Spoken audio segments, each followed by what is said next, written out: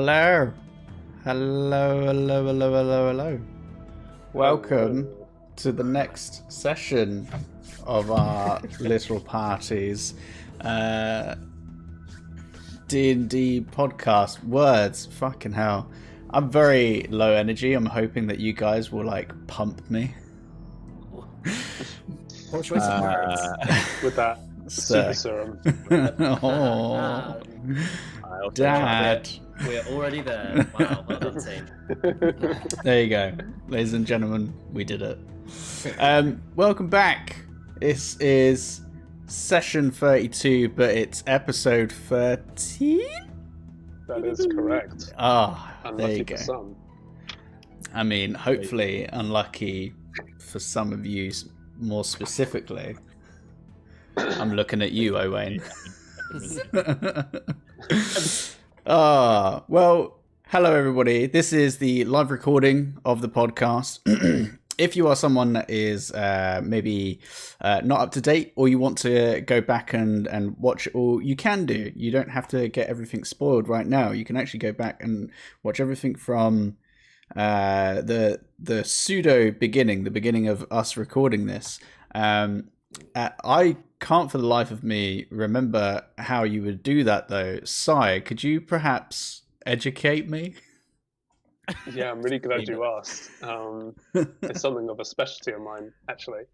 If you're looking to get up to date with the podcast, or if you've completely forgotten where you listened to the last episode within the last couple of weeks, we are available on Anchor, Breaker, Google Podcasts, Apple Podcasts, Overcast, Radio Public, and Spotify by searching Dungeons, Dice and Dudes on all of them.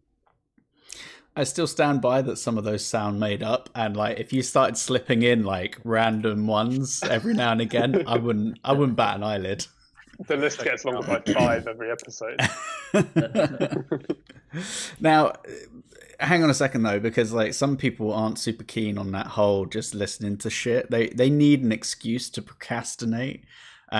If someone was to want to watch this via a tube of you, George, have you got something for people? Oh, I've got so much and more for them. Great videos like Charlie Bit My Finger and Double Rainbow. Well, you might have watched them on YouTube. And guess what? You can watch Dungeons, Dice and Dudes on YouTube as well. Give it a search, drop it a subscribe, hit that bell, and enjoy our content. Mate, that was beautiful. Nathan, just before you continue, is the tube of you what you want us to pump you with? I mean, I'll have... It's not my bag, baby. I don't have it. I'll have your tube. Oh, God. Okay, all right. And if you want more of this hilarious content that we're providing you right now, but in maybe a bit more of a bite-sized format, maybe just a still image or two, Tim, how would people do this? Where? I'm so glad you asked. You can find us on two of the most profound platforms that are out there these days. You can find us on Instagram under Dungeons, Dice and Dudes, with a nice little logo that you'll see in the bottom. Wait, no, below me right now, underneath Sai's chin, you find that logo, and that's us. Or on Twitter. That was perfect. I think. Oh no, the other way. There we go. You can find us on Twitter. I think it's dudes_dice. Or is it the other way around? Sorry. Dungeons_dudes. Apologies, everybody. That's strike two. That's strike two. You better watch out. Stop it. Thank you. Too involved in the pointing. It's fine. It's understandable. Now, we did actually recently have a lovely bit of content put out by our one and only George, and it slaps. I'm not gonna lie. Oh yeah, we love it. Editing makes phenomenal. It's the essence. But a bit of flavor. Let's just say that maybe this is too much for you to handle, and you want something a bit more chill. You want to hear some smooth tones whisper into your ear, talking about intelligent stuff. Danilo, I feel like you would have the remedy for that urge, that need. I haven't. Let me fill your ears with my tone. Thank you, Nathan. I run a podcast called Thinking Critically, where we take a single word or topic and deep dive what it means within the Dungeons and Dragons and wider ttrpg framework. Check us out at thinkingcritically.co.uk. New website, hype. Woo! Hit him with that website URL, babe. Oh, he's already done it. He's already in the chat. It's in the chat. That's been sitting in my clipboard for hours, ready to drop. Can you read it out for us for the podcast? I just did. Oh, sigh. I'm gonna edit that out. That's gone. Wait, are you going to edit out him originally saying it so that he has to now say it again? You're going to make it so much work for yourself by chopping it up so it looks like I've responded to you. Awesome Source. My God, we're off to the races already. I'm looking forward to this one. Well, I think that takes care of all of our upfront announcement things that we need to do. I think we just need to crack on with a quick little trip down memory lane. Oh, he's doing it. He knows. There you go. This guy. Nice. He knew. Are we professionals? Absolutely not. Like, not by a country mile. What did you call me? I called you a hot cinnamon bun. Oh, I'll take that. Yeah, there you go. Hot cinnamon bun, nothing better. Maybe a cinnamon roll instead, though. Nah, you ruined it, just mate. a little white burger bun, sprinkle a bit of cinnamon on it. Pop it in the microwave. Get yourself a stew going. Only cats make me stew. I can't deal with anything else. Anyway, in the last session, the group had not long arrived in Brightshade. Using this as some downtime, given their recent traumatic events. Drinks were had, some romantic advances were spurned, and the group enjoyed a pub crawl that I was totally prepared for, culminating in an amazing display of bottle blowing. After some uncomfortable sleep for Ulrick, the group decided that speed was the key regarding his little situation. I'm gonna die. Stopping to get some provisions and a lockbox of curious design, the group had stopped by Edie's Mouldy Hole and began pushing northwest outside of Brightshade, with Ulrick leading the way, which would always be great. I'm sure of it. Eventually, Ulrick and Sabine spotted some odd lights through the brush and decided to check it out as the group remained behind. As they approached, the lights began to disappear, but there was a littering of carts, bags, and a smattering of corpses. Looking around, Ulrick was unfortunately set upon by a large hydra that had emerged from the murky waters of the swamp surrounding, taking heavy damage, dealing with various will-o'-wisps that seemed to be luring unaware adventurers to this graveyard of sorts. The rest of the group eventually caught up, and with Ulysses's divine powers, were able to make short work of them. Now,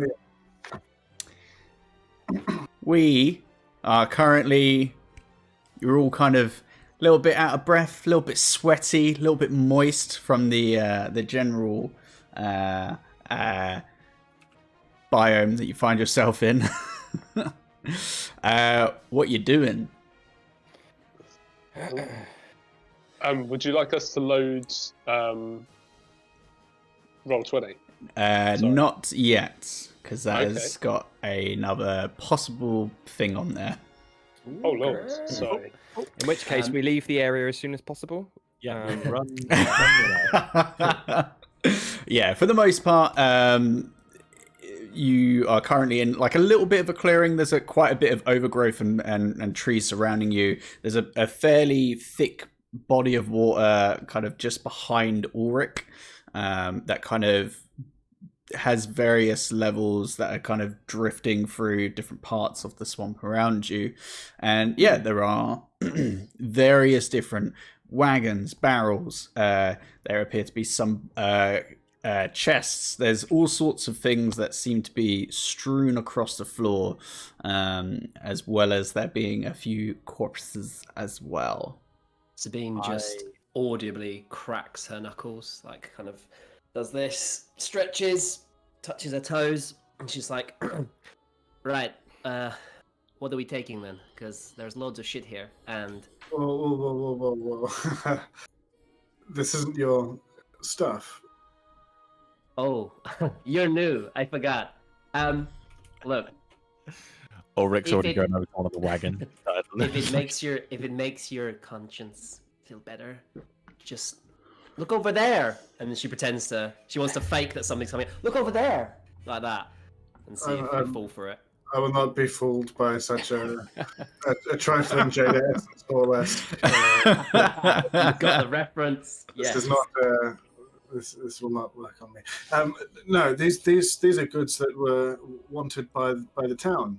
And I look over and I just say, is that not correct? There was a missive to return these goods. Yeah. What's the blurb? Because if it's like, find out what happened, it's a free for all, right? what was it? It was specifically that there were trade carts that were every now and again getting hit by something, presumably this hydra, or distracted by the lights at the very least, similar to what happened at Ulrick, and it was to collect what you could and then kind of deal with whatever it was that was stopping the trade route. Okay.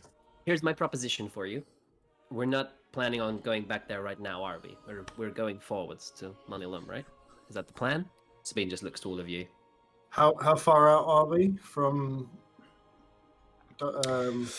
Probably a few hours or so. Like it'll probably be. What's the bounty? I don't think you actually found out how much you'd get from it. Like there was like an initial fee that you would have gotten from your previous one, which I think was like 250. Yeah. So at least that, Sure. but you don't know if there's more. Well, my proposition is we don't go back there. If we do go back there eventually, we can say, hey, we fixed the problem, we found out what it was, we killed it.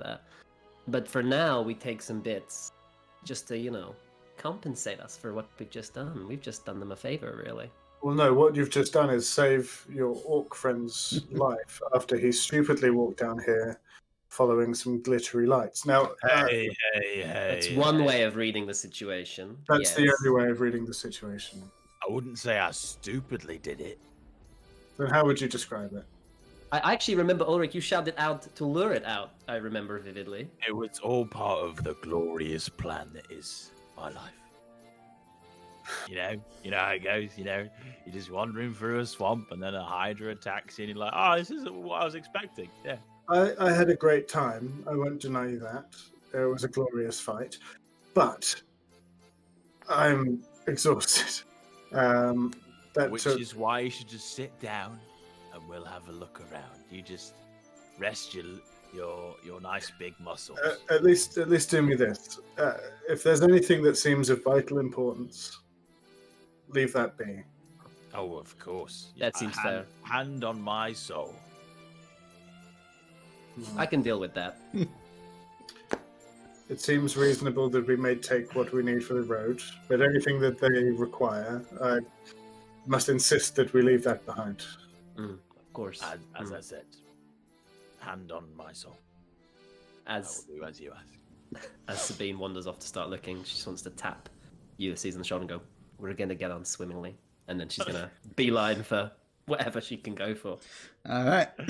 Well, make an investigation check for me. See what you can sift With through. advantage because I was so deceiving. No. Wait, what? Are you helping me out? You can help. So I will help you. Yeah, because there you go. So now you get advantage. Lit. Being convincing wouldn't help someone look for stuff. Nah, I think you're wrong. I'm convinced I found some good bits. Two 18s, as you can see just there. 2 18s for that. Only works for a natural 20. Sorry, George. I don't believe it. You're right. Lies, Shit. deception. That is a grand total of 24. 24. Hot dog. Even just from casting your eyes over the area itself, you can see that there are a couple of different lock boxes that seem to have been busted open, and there are all sorts of coins that have kind of sprawled out. If you were to take, I don't know, anywhere from 30 minutes to an hour to sift through everything, you could probably find a decent amount of coin tucked away amongst some different kind of sacks of what seem to be maybe wheat or something like that. You do find a couple of potions of something. Okay. But other than that, it's mainly just food, different fabrics, stuff like that. It's just more that it's is there anything that could be rationy / kind of good for the road stuff? Yeah, I mean, there's potatoes and things like that, general bits of food, which again, as it's a trade route, makes sense that there's more just goods, general goods.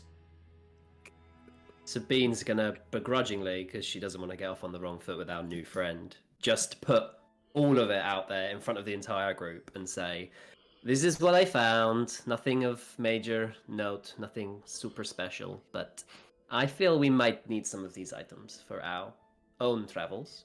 But there's some bits we can leave as well." She just looks, as she's saying it, she's looking at you, Ulysses, as well. As I said, anything that appears to be of vital importance for the town, I feel like we should leave. It's perfectly reasonable we would take something to help us on the road. I don't see a problem with that.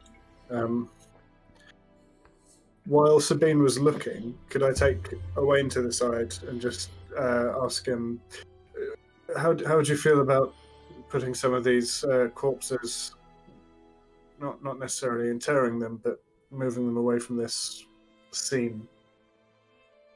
I think if we can give them a decent semi-burial, or at least a blessing, it will be not only good standing, well, it would keep us in good standing with our faith. Sure. If you excuse me, I just have to take care of something, and then I'll help you, no doubt. And then Owen goes over to the hydra, and to any he just goes down to it, places a hand in it, and grabs his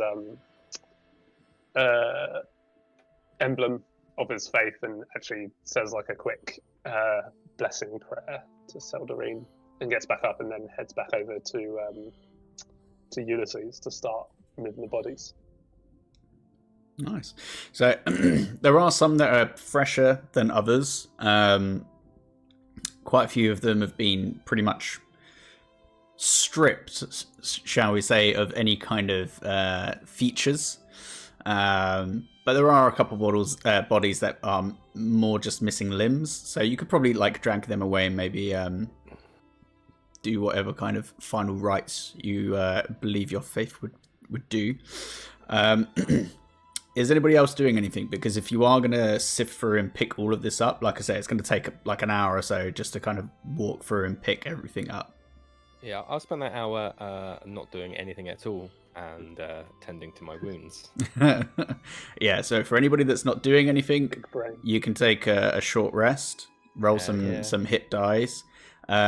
Sabine, over the course of this time, you find between various coin pouches on some of the bodies themselves, and then also some lockboxes that probably were going to be used to pick up whatever materials that they would have needed from Monilum.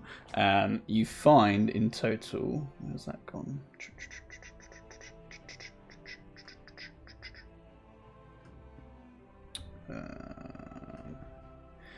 There it is. Around 750 gold pieces in various. Some in there's a few in platinum, but most of it is a mixture of gold and silver. But for the sake of you writing it down, just put it down as gold pieces. Okay. And then potions wise, because I feel that's probably what we're going to return to the town if we're going to return anything. What was there as well? They because you've kind of wouldn't know. She wouldn't know what they are. She just know they're potions. Yeah, you recognize the color of them. They are a healing variety, but that's as much as you know. Okay. So, yeah, just to go over that conversation again, she brings it over, shows you what we've got. I suggest we keep the gold, because who's going to need that? But these potions we can certainly return. Ulysses, if you agree.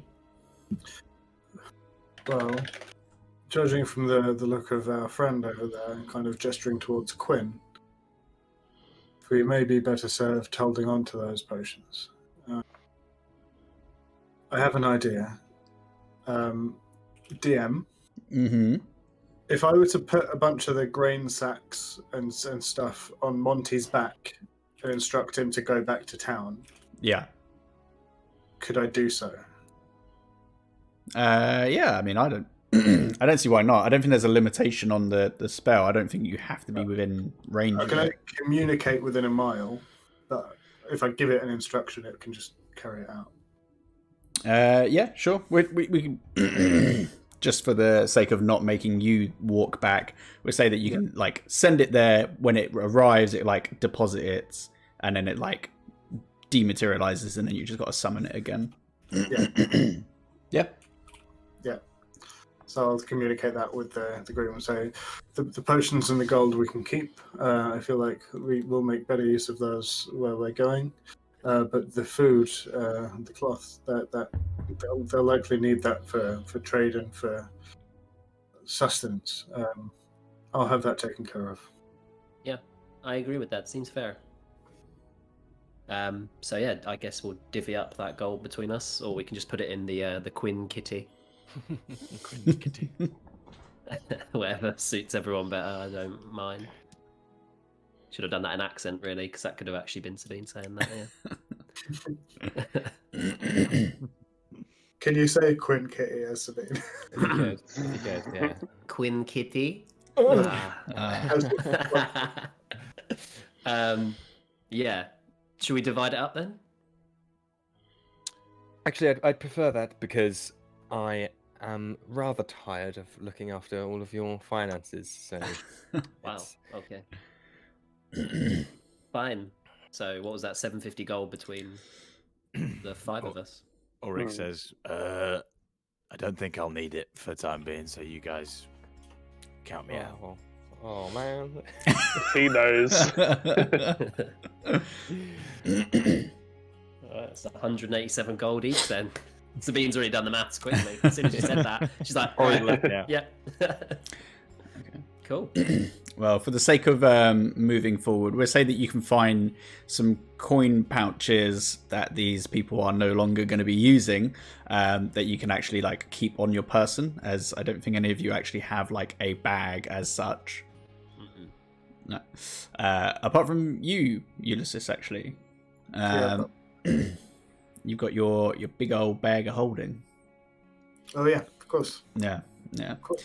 That's where I keep all my weapons. Yeah, I don't know if I actually explicitly said that to you. I might have just fought it, but yeah, you would have your Completely forgot, But yeah, you managed to find some saddlebags as well, just so you can load the goods onto Monty and kind of smack him, and he goes back onto his way. Okay. So, just for clarity, Sabine, you're the only one that hasn't taken a short rest at the moment, so bear that in mind. Cool. I'd say that's cool now. Oh, you've died, Sabine. That short rest would have really fucking helped. Cool. All right. Shall we head on then? How are you feeling, Quinn? Are you ready to go? Out of character, I'm actually fucking banging right now. In character, yes, no, I do think it's prudent that we continue for Ulrich's sake. The less time we waste giving those who don't care anymore a proper burial, the better. I could tend to agree with him then that particular point. Let's rock on, shall we? Before we head off, should I go ahead this time, Ulrick? Because, last time, kind of. Perhaps you stay with us, Ulrick. How about we all go as a group? And hey, if I see something, we'll decide as a group if I go for it. Point it out, perhaps. I am very impulsive, and I apologize. I'll work on that before I, die. But it'll be fine. We'll go as a group, but with me 30 feet ahead or so. How does that sound? Yeah. Well, what if you go the wrong way? I'll just yell at you to go the right way. It's all right. On that note, you might not even need to yell. Have we figured these out? I don't think it worked. And Sabine's holding up the sending stone she's got, and she's looking at Quinn like, "What the fuck?" Oh yeah, did we attune to identified them, right? Which means that we should be good to go. Yes, yeah, I think so. You don't need to attune to them. I think they are just like a use item essentially. They are indeed. Yeah. So who's got them? I've got one, I guess. Bean's got one. Yeah. Okay. Then that is yes. We do not need to shout, Ulrick. You can put your voice at rest. All right then. That sounds like a good thing. Again, just so this doesn't end up coming up at some point.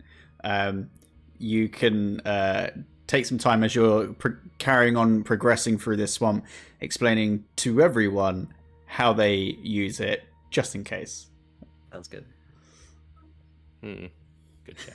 If I want to. Or it gets stuck with it at some point and is just looking at it like, what the fuck is this supposed to do? He's just like tapping it like, hello? Anybody there? Buzz it. Okay. So you go back to the main road and continue pressing forwards. So at this point, you woke up fairly late. You're probably pushing into the mid to late afternoon now.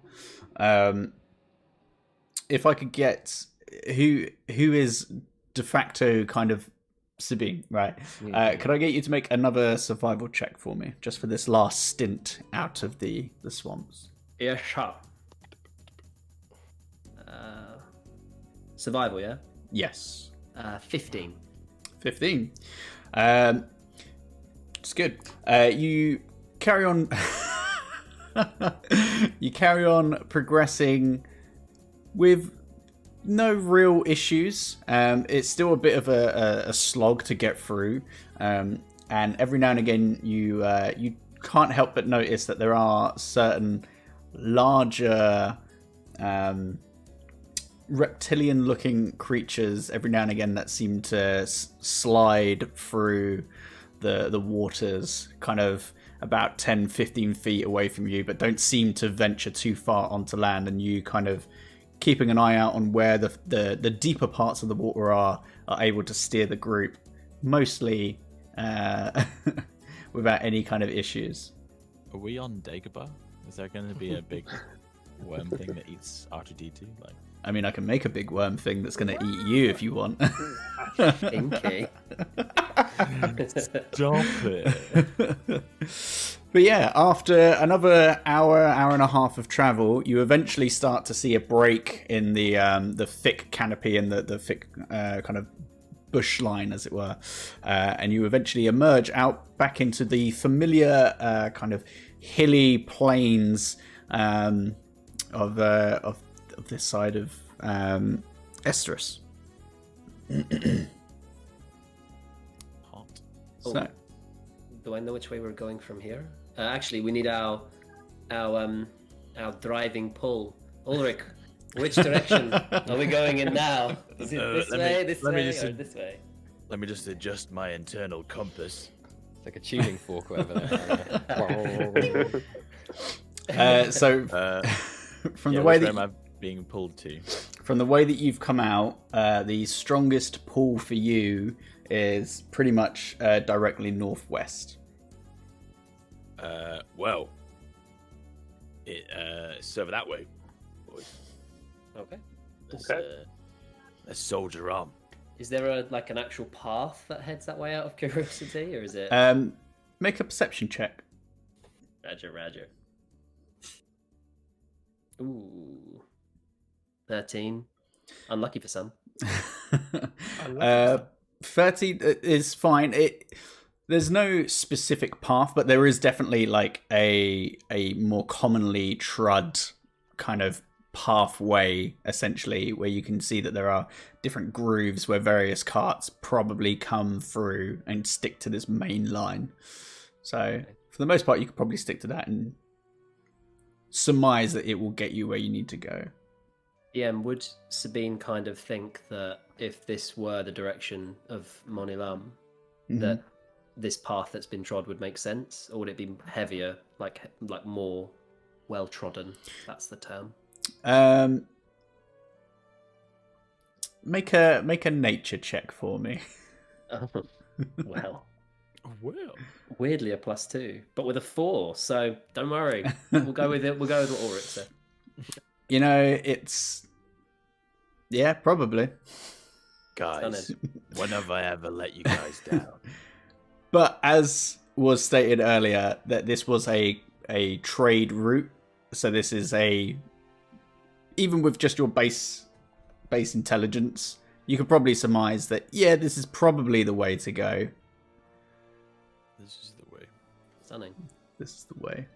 Let's go. Cool. So you carry on progressing with Sabine towards the front.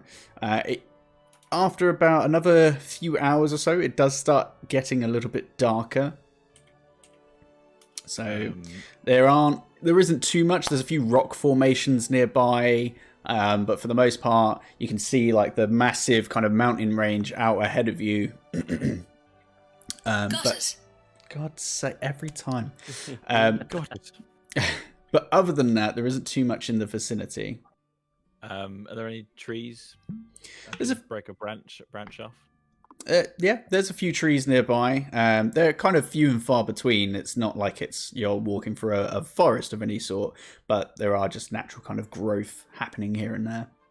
I'll go over to a tree and then break off like a kind of a girthy branch, and then just wrap like a bit of my attire. I'm assuming I have like my cloak. Just rip it off and wrap it round, and I say to everyone, anyone got any alcohol left or anything like that? Just give us a bit of light. Quinn, do you have any fire? Prestidigitation can light a candle or a torch or a small campfire. Can we say this constitutes as one of those? I'd say if it can do a campfire, it could do like a simple torch. Okay, in which case then I say we have no need for that, and click my fingers and light it. Ah, fucking sweet. And he's just holding a torch now. There you go. Cool. So you carry on pressing on? Sabine was just going to use the sending stone. We'll try it if she's up ahead and be like, are we planning on... She looks at it like, what am I doing with it?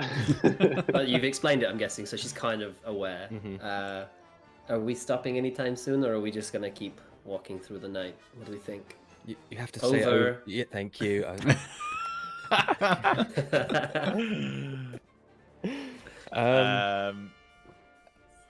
Yeah, I'll ask the group. It's ultimately, Ulrick, it's your choice to make.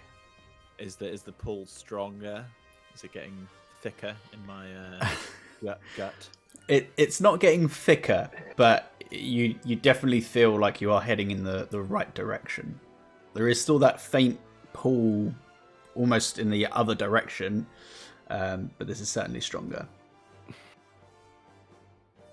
I don't know. I mean, it feels like we're getting stronger, but I have no sense of if we're closer or not. So if people need to have a little zizz, I'm sure we could just find a place to camp for a bit if need be. Ulrick, do you really Certainly. think you have that left on the clock, as it were? I don't know. Let me check my watch. It's just a sundial. Let me just be clear. If you were to fail to achieve your goal, then this trip would have been for nothing, and it would leave me in an ill mood. That's true, but I'd be dead, so I wouldn't give a shit. But yeah, I guess we should soldier on, right? Soldier. Would it not Soldier. be more prudent to rest for the evening and travel with the light of day?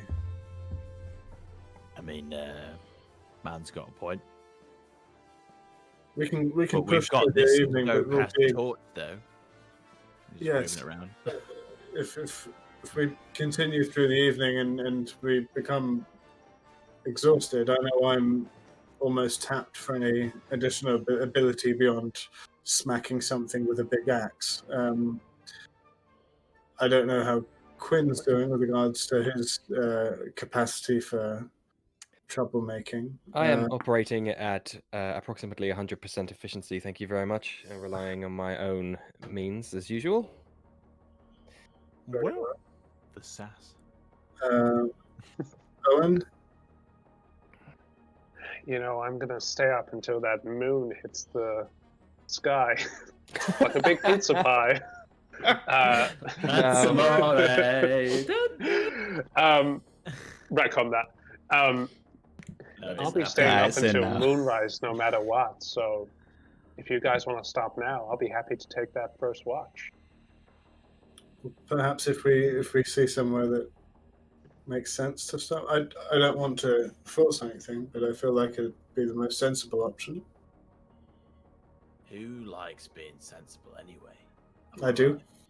Oh, okay. Sabine just goes onto the sending stone. Anything? No? She's still up ahead. Yeah. She's not part of this conversation you're having. The conversation Ulrick, is knocks it and is like, "Is this? Can you hear me?" Yeah, I got you. I hear you, Ulrick. What are we doing? Well, we're trying to decide whether or not we should, stop for the night and have a sleep. What do you think? Do you think we're nearby? Should we keep going, or should we have a nap?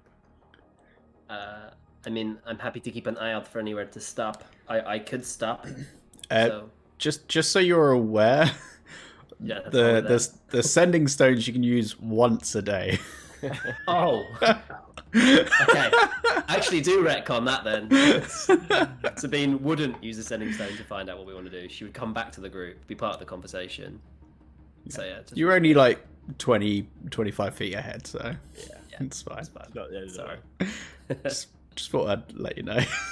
Oh. That would have been really disappointing. We got a crucial moment and we got it out and we're like, doesn't fucking work. Just you use it for general chit chatter earlier. Yeah, I can keep an eye out for somewhere for us to stay then for the night. See if anything comes up that looks well. Yeah, sounds like a good plan to me. Okay, Ulrich, if you'd rather continue, we can. Ultimately, we're on your clock, but DM, how dead do I feel?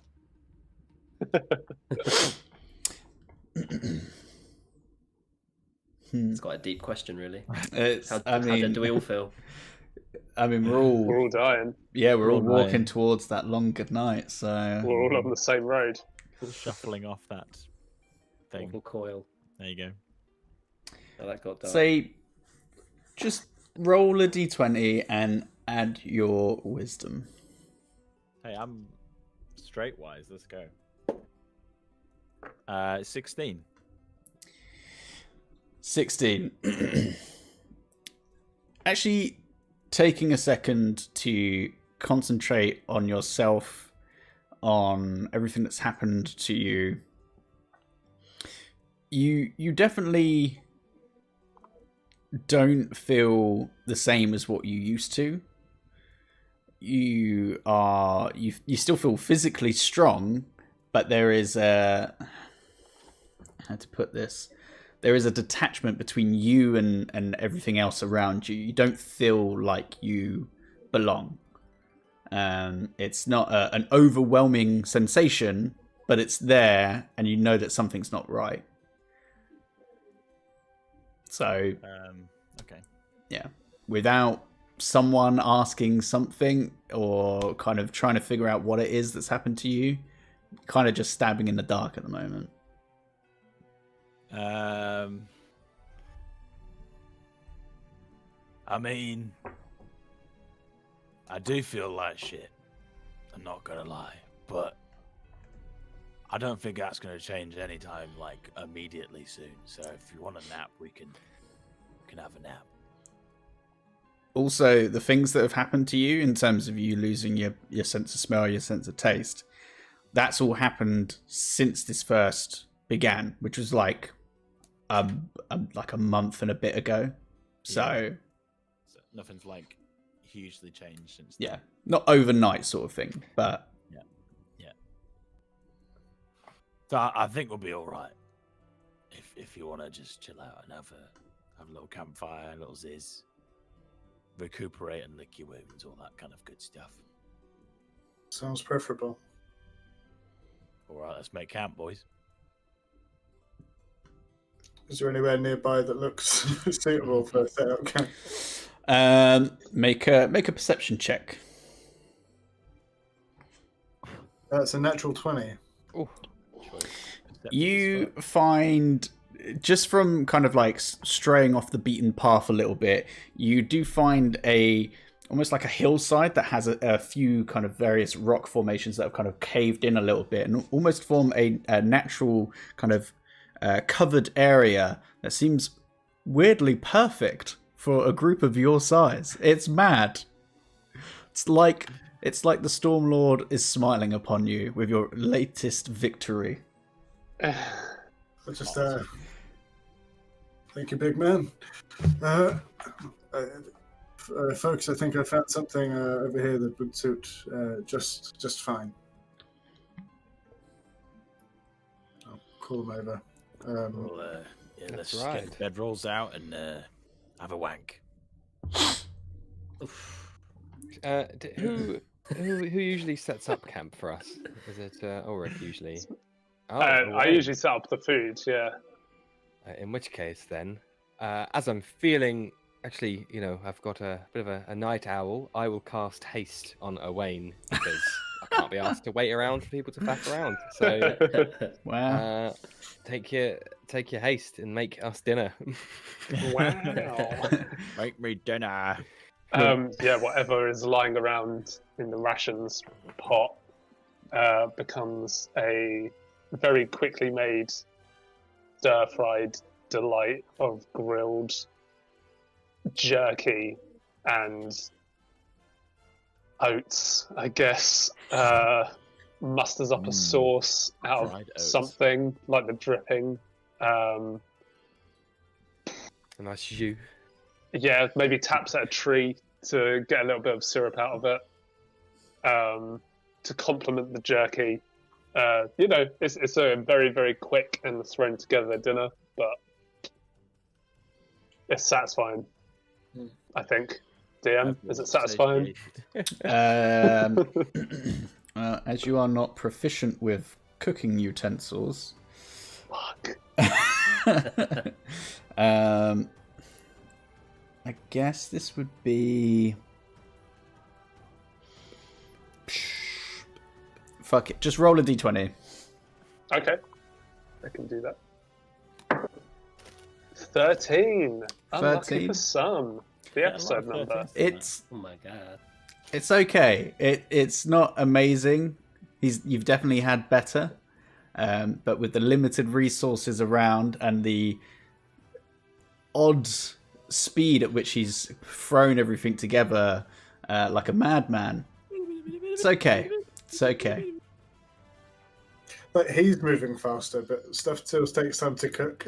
Yeah. He's just spinning the thing faster. Like he's cut up like potatoes and carrots and stuff like that insanely quick, but he's just stood next to like a little pot, like smacking his foot against the ground, waiting for it to cook. Just the Sonic waiting animation. All right. So with some food inside of you, there isn't too much light. Like every now and again, you can kind of just see like a bit of torchlight kind of go off across in the distance, but nothing immediately within your vicinity. And you can see some like,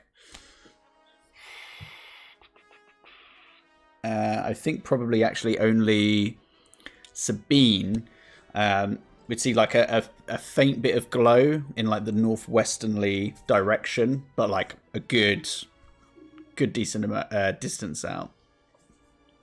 But yes, who's unless there's anything else that anybody else wants to go through. I'm doing some bookkeeping, wizard stuff. I Wizard won't thing. humour you. Yeah, Owain is just looking up at the night sky, waiting, just watching the moon, because then he feels like Seldorine is looking down on him, looking over him. Looking at the night. I know that's the second time I've got her name wrong, but you know who I meant. Sabine, did you say there's trees nearby where we're camped? There's a couple of them. There's like groupings of like 5 every like 30, 40 feet or so. Nothing major. Sabine just wants to, at different distances, just keep trying out her like dagger throwing and weapon bond summoning kind of thing.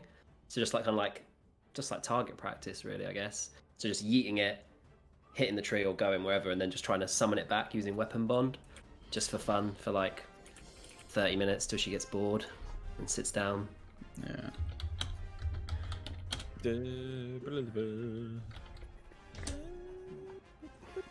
But that's it. Ulrick would like to eat his food. Be quite annoyed that he can't taste in it anything, and then just see if he can taste anything at all. So like he picks up some dirt, shoves it in his mouth, like Of course.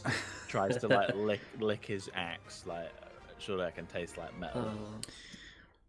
I mean, despite eating a full meal before this, you decide to start licking dirt and your axe. And I just want to taste something. yeah, nothing. Like if anything, there's like the faintest like taste of like ash. Can I, seeing as I'm sat in the camp as well doing jack shit, apart from my nose is deep in my books. Can I be like, Ulrick, what is it you appear to be doing? Are you quite all right?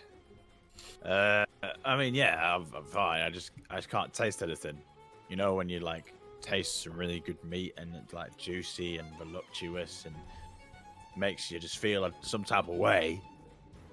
I just wanted that again, but I can't get it. Even the dirt that should taste like absolute dirt doesn't taste. It just tastes like ash.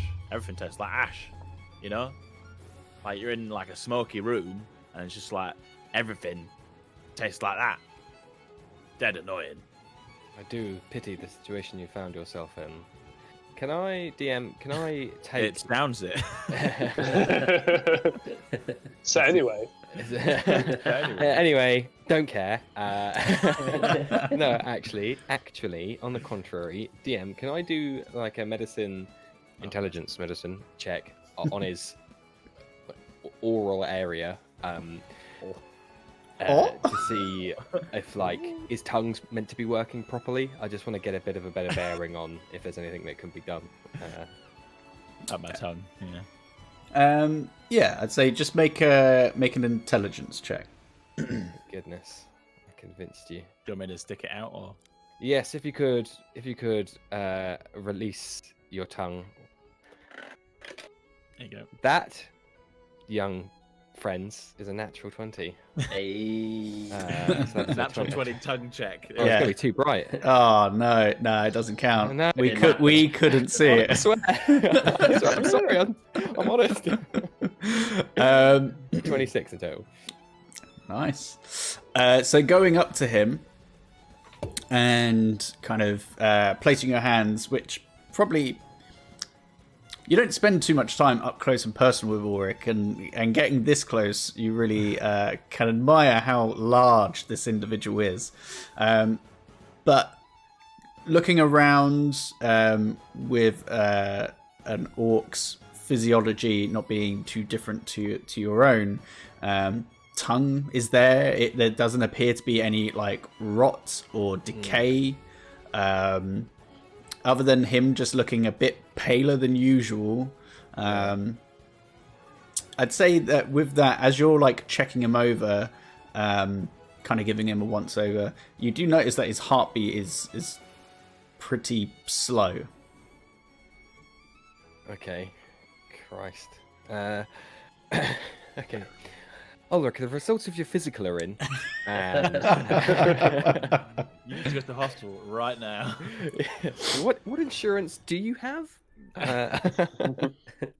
No, I say if it's any consolation, big fellow, your mouth faculties are in otherwise perfectly working order. Unfortunately, what ails you is something out of this world, and unfortunately, you only have one person to blame for that. The other thing is your somewhat irregular heartbeat. I would recommend a regime of cardio, I think, over the next couple of days, just to perhaps stave off any further decline in... Cardio? Alright, so you want me to, like... What's cardio? Exercise, my friend. Go, Yes. do a lap. Go on, have a run. Oh, a run! You want me to run? Alright, and he just starts jogging. Don't go too far. I call off as he's running away. Yeah, he just runs for a little bit, runs back, starts doing a bleep test every 5 seconds. Make an athletics check. Sure.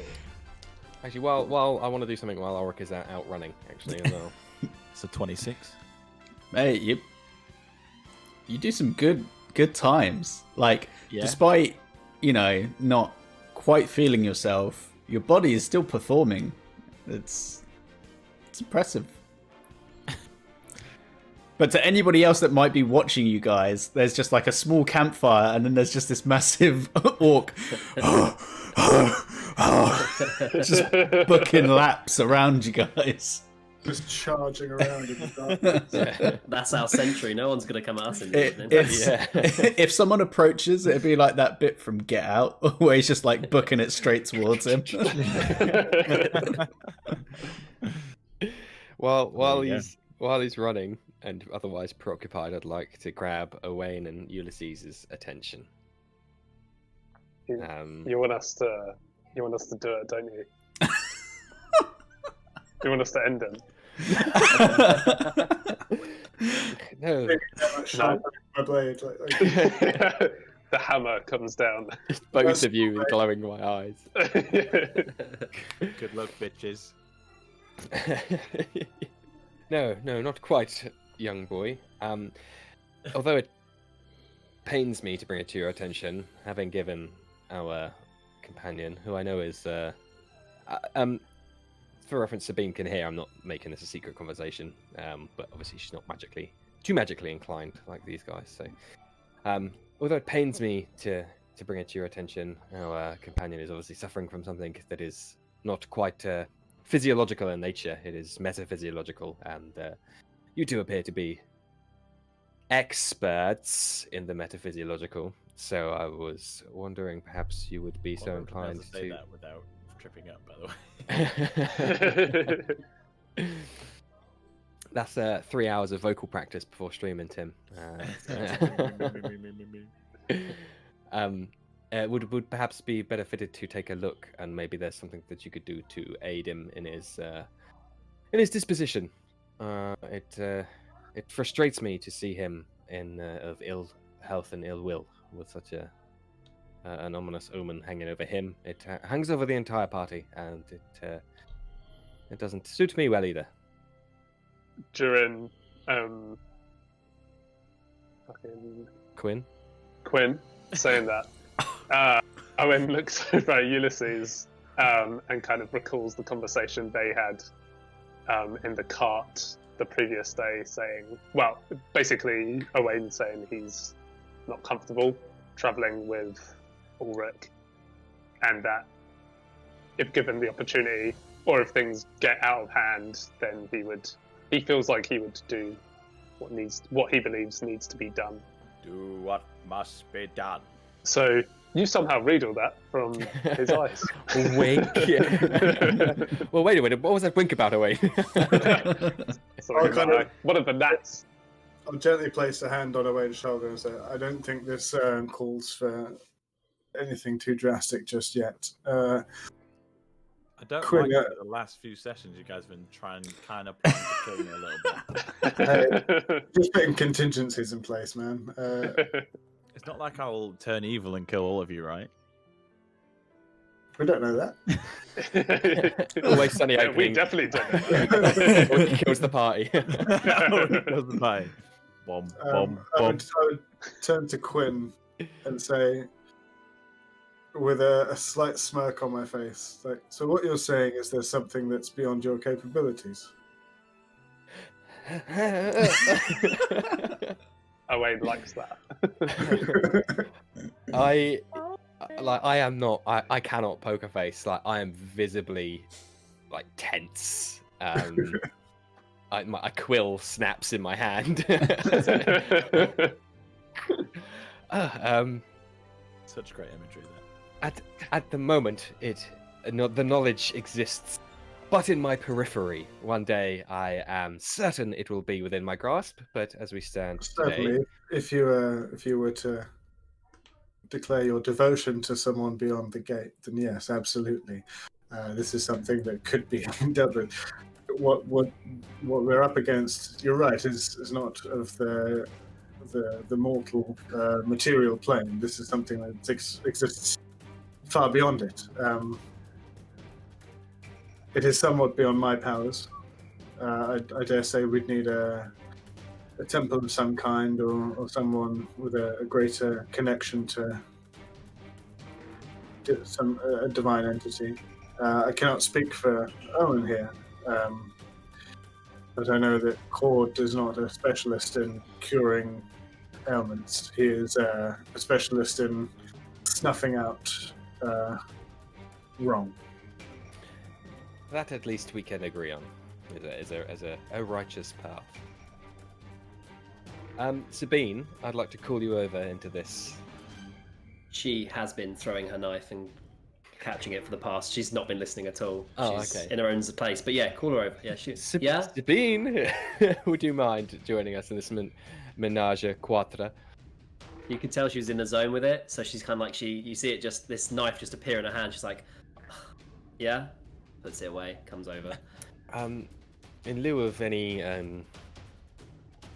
splints we can provide our dearest companion Ulrick for this evening, I suggest perhaps we between the four of us, we set up some placebo, some elaborate ruse that at least he can feel somewhat at ease, despite it perhaps having no effect.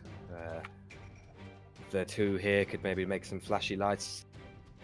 I can assist in some way, and then You're about to placebo me right now. I'm going to placebo you throughout the wizzy. What are you proposing exactly? Words, come on. Like, put on a pretty show for him? Essentially, and make him feel that we've somehow inhibited the progression of his demise. So. Made him feel at ease. Okay. DM, just quickly. Minor illusion, can I use that to, like, create the image of another being, for example? Like, another creature? I mean, it'd be a pretty basic thing. Like, we're talking like a small bunny rabbit. If you were to try and create a person, it would probably be a little bit like plain android looking. I was gonna do like a sexy Goliath or something for Ulrick, you know. I mean, you could make But something no. that looks like a Goliath and has boobs and Wow. Go on. Yeah. that's kind of it. There wouldn't be any details really. Sabine offers it to you three, just like, well, I got something I could try and use to make him happy, but I don't know if it's the right idea because No, I don't think he can fuck this away. I just wanted Like- something nice for him to look at, you know. Give it a jolly Of good course. try. I have some abilities at my disposal that, while they won't actually heal him of anything, they will give him a sense of relief. Yeah, so we can say it's had an effect, and then we can all rest easy. Yeah. Sure. Okay. Thank you, gentlemen and lady, for your time.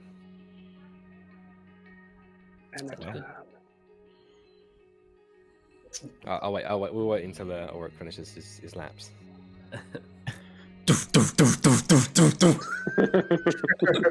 How long do you reckon I should do this for? Like all night, or just like a few minutes? How's your heart feeling? Does Is nothing an answer? he'll kind of stop and just like put his finger on his neck and be like, It's like once a minute. what's good? It's a minute. Oh. Whatever it is you're feeling, I know it's probably fine. Why don't you join us back over here at the? All right then, at I the shall camp? do. How's it And then from your good? I kind of say, well, you've been exercising. We think we might have something that might make you that might help with your condition. Just something that may ease any ills you're feeling. I don't know if we can reverse it necessarily, but I could certainly make it easier. I mean, if you think it'll help, then yeah, sure. Certainly I worth a mean, try, friend. And I'll place my kind of palm on his chest and cast Lesser Restoration. Okay. Okay then. I want to So you- prestidigitate some like fireworks and like a bit more pizzazz to it. Yeah, there's like a divine glow, like kind of that emanates from my Mm. palm, kind of like is visible, like, and there's like a warming feeling that kind of you feel through your chest as it gets cast. Like a hot toddy. Yeah. Can Sabine cast discreetly unseen servant to give him a back rub whilst it's happening? Yep. Or maybe she just literally just Great. as you do this, she just literally turns away from the group, so it's like her hands aren't even there. There's a lot of attention being put your way, Ulrick, and you feel some kind of wispy hands start to kind of rub your shoulders and your traps. It's not that great because there's like no material matter to it. It's just like a concentration of air being like pushed against your skin. It's no deep That's all tissue that counts. massage. Yeah. I gesture for Owain to like do something. I want all the four of us like having to, like wave a fan or something. Just to... Feed me It's grapes. his feet.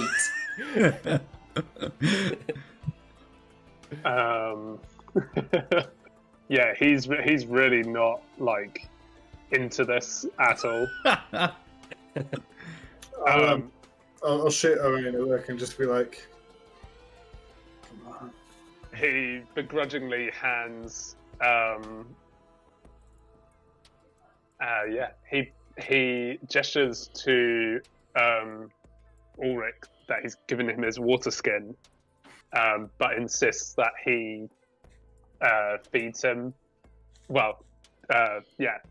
feeds the water, pours the water. Eat this water.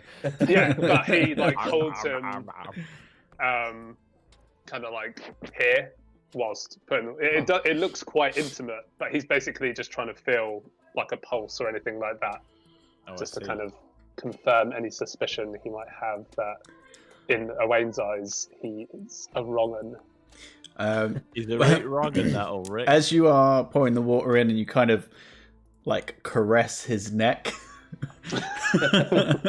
Yeah. Owain. Yeah, it takes you a while before you feel a heartbeat. You, Ulysses, as you cast Lesser Restoration and concentrate on the divine energy that you draw from the Stormlord to give you these powers, as you cast it, there is that familiar kind of warmth and glow that you feel kind of leave from you and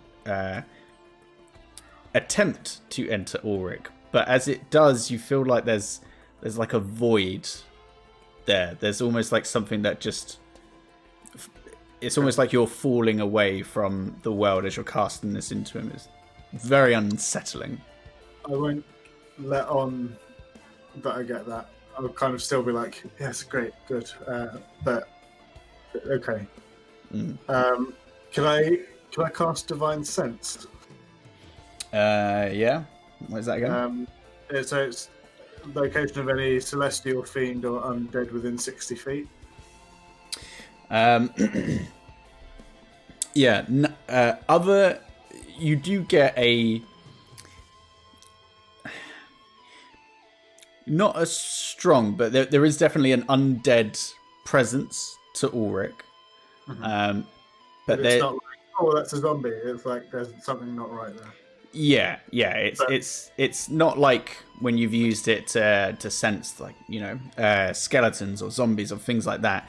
That he is definitely dead, but there is something. There's something more to it. You can't put your finger on it. Okay.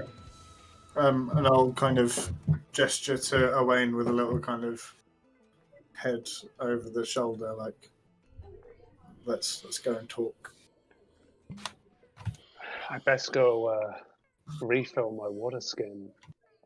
And yeah, Owain is just very, like, any enthusiasm he could have had has like completely left his body about this.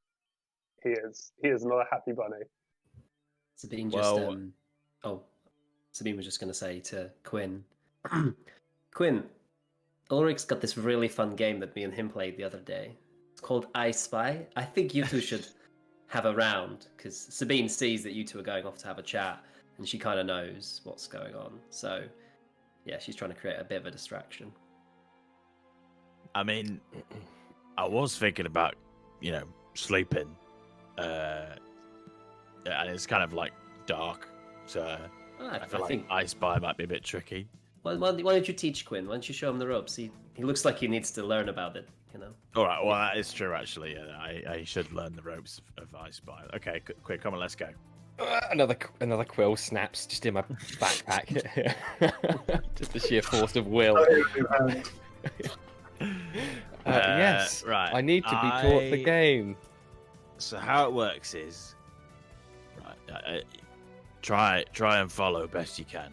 Can I temporary stasis myself, so I don't have to live through this torment? Fuck it, why not? For a minute, I just like, boop. Just like a fucking statue. Just like glaze over. 5 minutes later, I've just been like, and that's how you play I Spy. Ah, yes. Thank you for the for the introduction. Right, so I'll start. Mm-hmm. I spy with my little eye something beginning with C.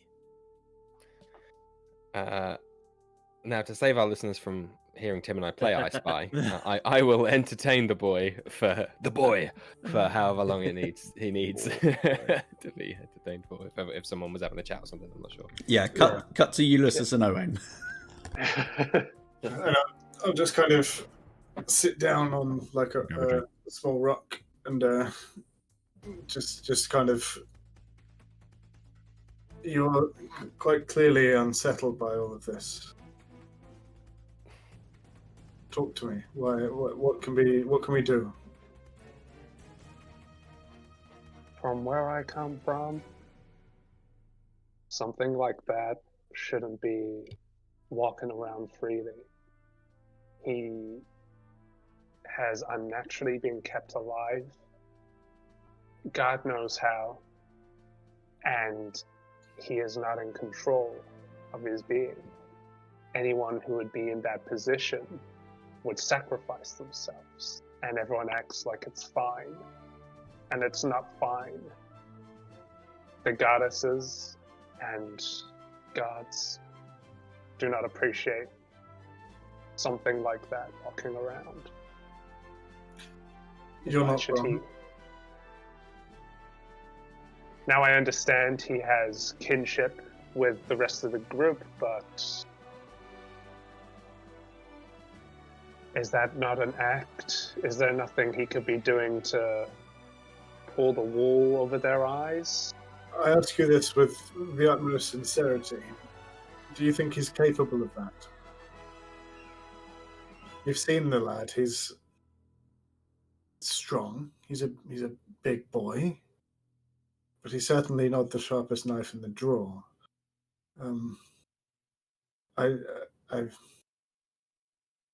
understand and agree that the living dead are a scourge that need be wiped from this plane.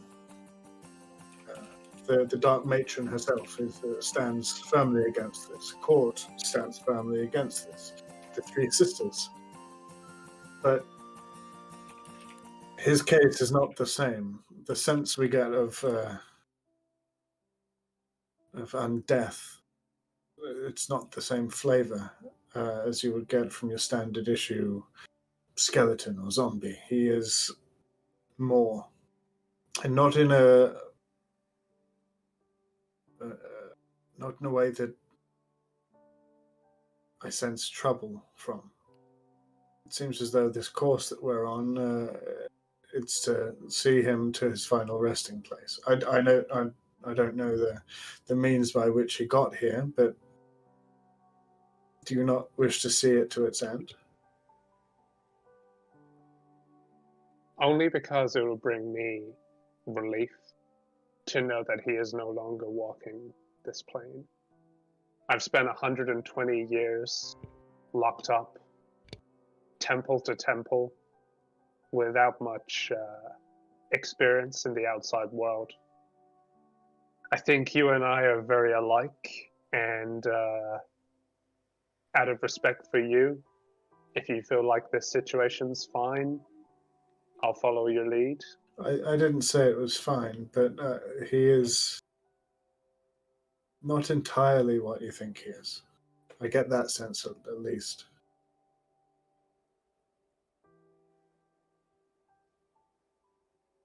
I don't have any intention to act out of line and get myself excommunicated from this group, and my hands are very much tied in that if I want to keep traveling with y'all, then I'm gonna have to play by their rules. It's very difficult for me to understand why people think this way, but it appears that this group doesn't believe in any kind of higher power. Well, I mean, certainly not Quinn, but we do. I dare say Ulrick himself has the capacity for some kind of belief. I know that he's been touched by something malevolent, but that influence, I think, begins and ends with this affliction he has. I cannot speak for Sabine, but the conflict you feel is perfectly understandable, and I will stand by your side should it become too much, but For Ulrich's sake, I ask that you suppress this, at least for the time being. If he is a danger, then we will remove him. I don't think anyone would argue with that, even his friends. But he is not that yet. Owain goes to extend his hand to shake Ulysses as a sign of agreement. Yeah. And he says, "Bless you," when they shake hands. And you. And I guess we head back. Yep. You come back to Sabine just watching a riveting game of I Spy. As soon Is as it I see them a, And approach, grinning like a fucking Cheshire cat, just like this at this game that's happening. as soon as I see them returning, I immediately get whatever it is I'm meant to be getting. Oh, I don't know. Cats. Okay, night. I am have to go to bed now. It's very tiring. I am going to call that a night. Thank you very much for the enjoyable game. There was actually campfire. Bean's just You like, lose. I'll take first watch. Whoever wants to join me. Certainly. Right on. All right. So as you, so the rest of you go to bed down for the evening. Sabine and Ulysses, you kind of step away from the camp a little bit, just so the light of the camp doesn't obscure your vision too much. If I could just get you both to make a perception check for me. Yes, ma'am. Perception. 16 from me. It's a 10 from me. Okay.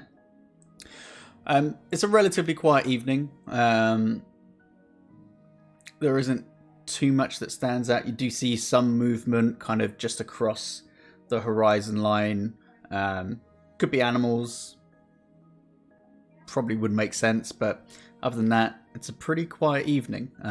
Bit more overcast now. You're starting to lose the light of the moon at this point now. Nice. Yeah. If you've got anything that you want to discuss, but other than that, But he's killing me in the chat right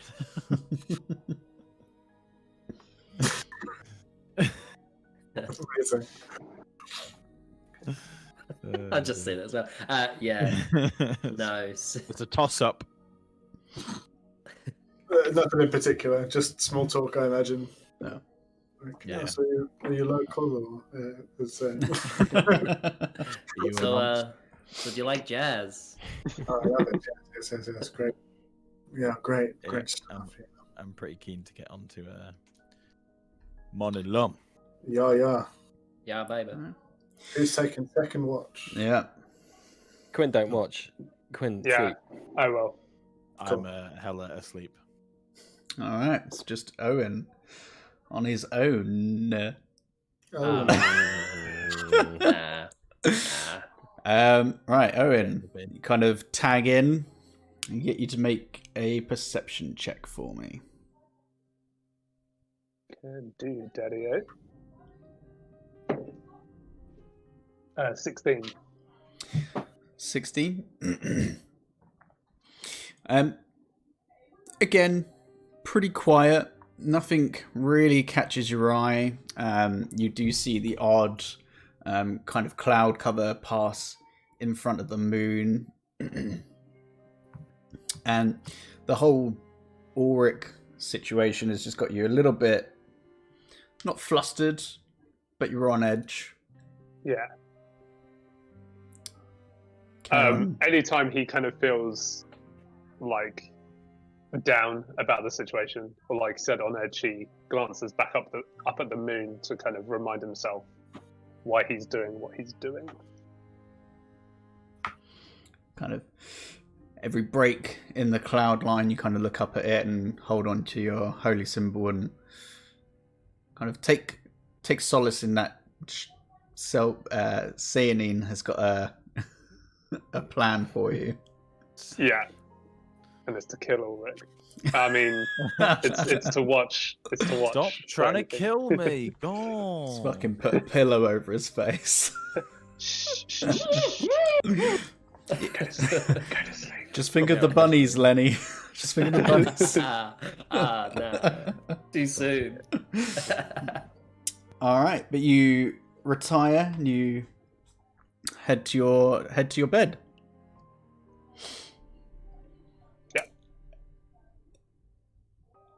A pretty restful sleep for most of you, but Owen, you can't help but continue to think about Ulrick and to think about Sainin and everything that's kind of happened recently, and your dreams start to become more of just flashes. You see a flash of your symbol. You see a flash of your current traveling companions. You see a flash of a sword. You see what looks like a large rock of some sort impacting the world. You see various jagged, almost orange-like crystals slowly stretching and forming in a vast emptiness. And you see two men stood among a sea of bodies. One quite lithe, the other rather large and foreboding. And then nothing. Okay, that is concerning. But nevertheless, you all wake up and you all feel really refreshed. Apparently the grass in this particular area that Ulysses had found was actually particularly soft. Lovely. Soft grass. I'll just look up to the sky and be like, thanks, man. That was great. Anyway. Do I feel any better?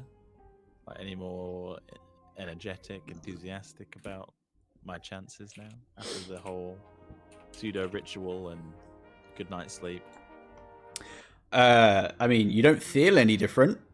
Maybe just a bit more of a positive mental attitude. Mate. But otherwise, you still feel just as dead. Yeah! But positive mental attitude is half the fight, guys. We all know that. It's true. Yeah, it's true. My body will heal itself with my positive mental Use your mind to shape your reality. Oh.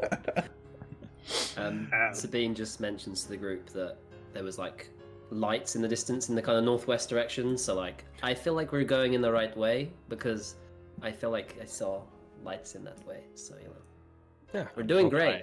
I had no doubt that we were going the right way. We are following my instincts, and my instincts are... Well, shall we continue following those instincts right now? Well, yeah, let's crack on. Yeah, baby! Sabine, if you'd be so kind to lead the way again, that worked rather well. Oh yeah, Ulrich, just point me and I'll just keep an eye out. Which way? That way? Northwest? Still northwest. Let's crack on. Bosh. Yeah, Sabine leads the way. So you guys clean up your camp. You begin setting out. It is a bit more of an overcast sky. The clouds have remained since the night previous. A little bit of a brisker wind, not terribly cold, but certainly some of the warmth has gone. I would cast Find Steed first thing. Hop aboard Monty. Ooh, may I partake in the rear end and and I want to sit back to back again. Bumper to bumper. If you'll have me. Bumper to bumper. By all means, hop on. And I'll lower an arm down to hoist him up. All right. And now I'm going to look at the bloody box. All right. Okay. If you once again, if you're doing this whilst you're on the back of a moving around, Hey, you had a whole night and a whole morning to look at this thing, and you decide when you're on the back of a moose to look at it. Yeah, I'm efficient. I Elk. want to have Elk forward and elk, yeah. You just prattling around playing I Spy all night, can't? All right. Thinking about how many missed opportunities he had to get it right. No good deed goes unpunished, as they say. Next time Ulrick can get fucked. All right. Well, make an investigation check for me. Damn right. Oh.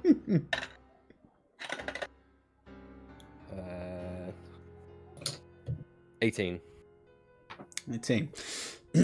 As you're kind of bumping from side to side, there are various different panels and interconnecting kind of slides that there's a pattern to it, and as you are taking the time to fully examine all of this, it does appear that the actual outside of this is some sort of like a labyrinthian design.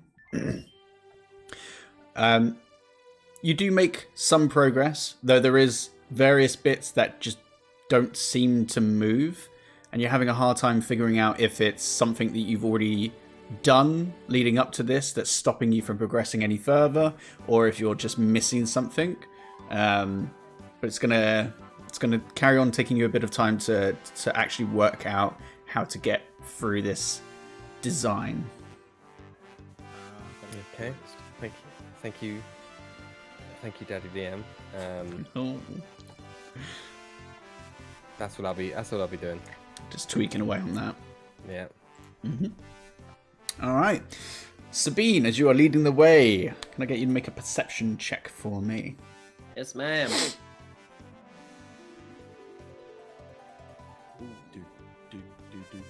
That's a 10. 10. Nothing Two hydras. in the nothing in the immediate vicinity catches your eye. It's kind of you're getting a bit bored of walking, if you're completely honest. As you've over the course of the past few days, you've been walking for close to a week, like cumulatively. If only you had some horses or an elk. After a few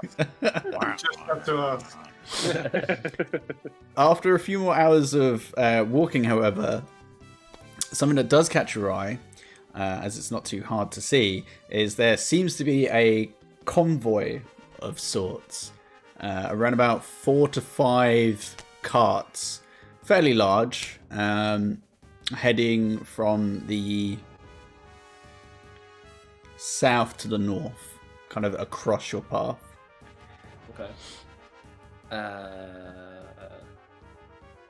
I go and tell the group that there is that group of carts coming along. Do you think we... What accent was that? God. Do you think that we should... Mine's been all over the place today, so it's fine. Do you think we should let these pass our path, or should we just keep on going? Would it be worth asking where they're headed? Safety in numbers and all that? Yeah. I don't see any reason why we should be afraid of people on that trade route. I mean, yeah. Yeah. Ulysses, do you want to do the talking? Because people don't like me all that often, so... Sure, but Quinn, would you mind hopping down?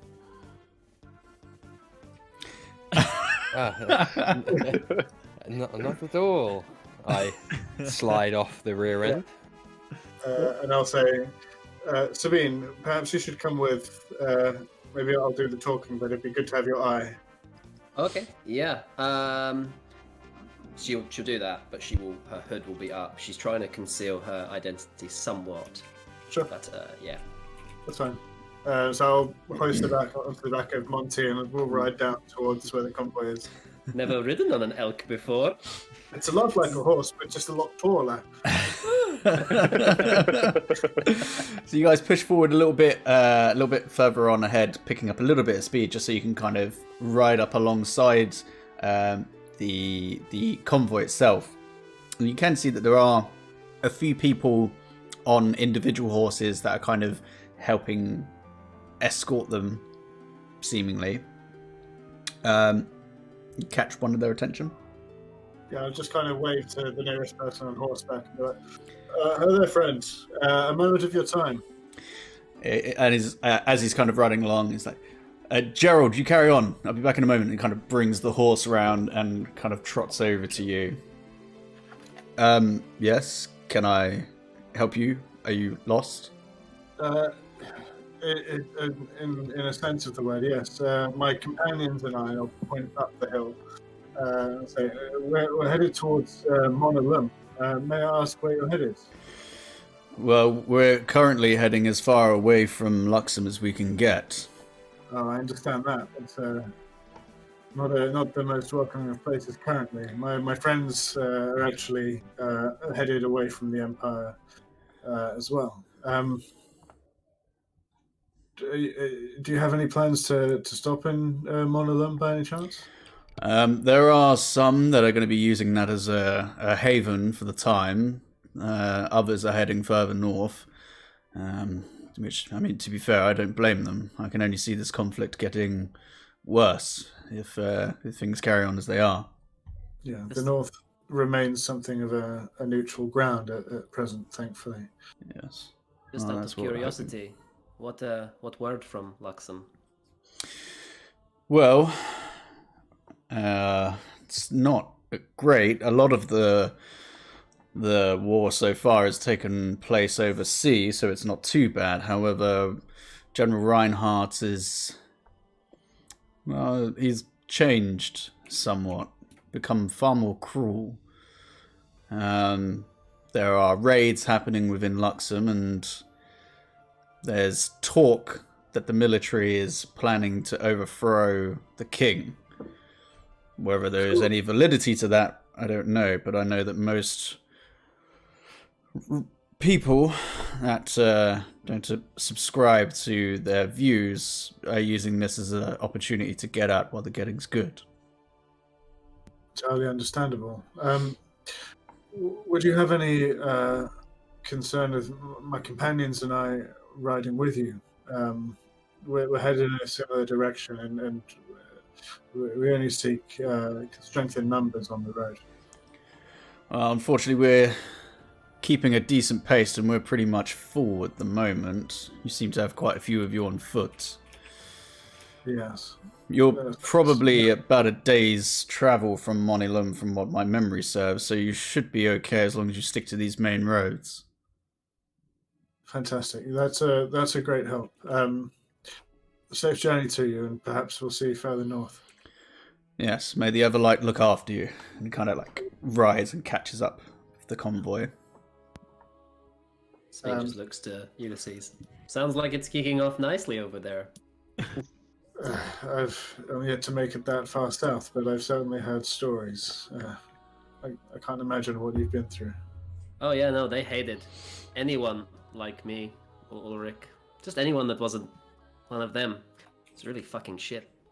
It's a lot more live and let live further north. You'll be glad to hear. I will. Let's head back, and we'll turn Monty around and catch up with the others and relay. We're probably safest on the main road, and that they're headed in a similar direction.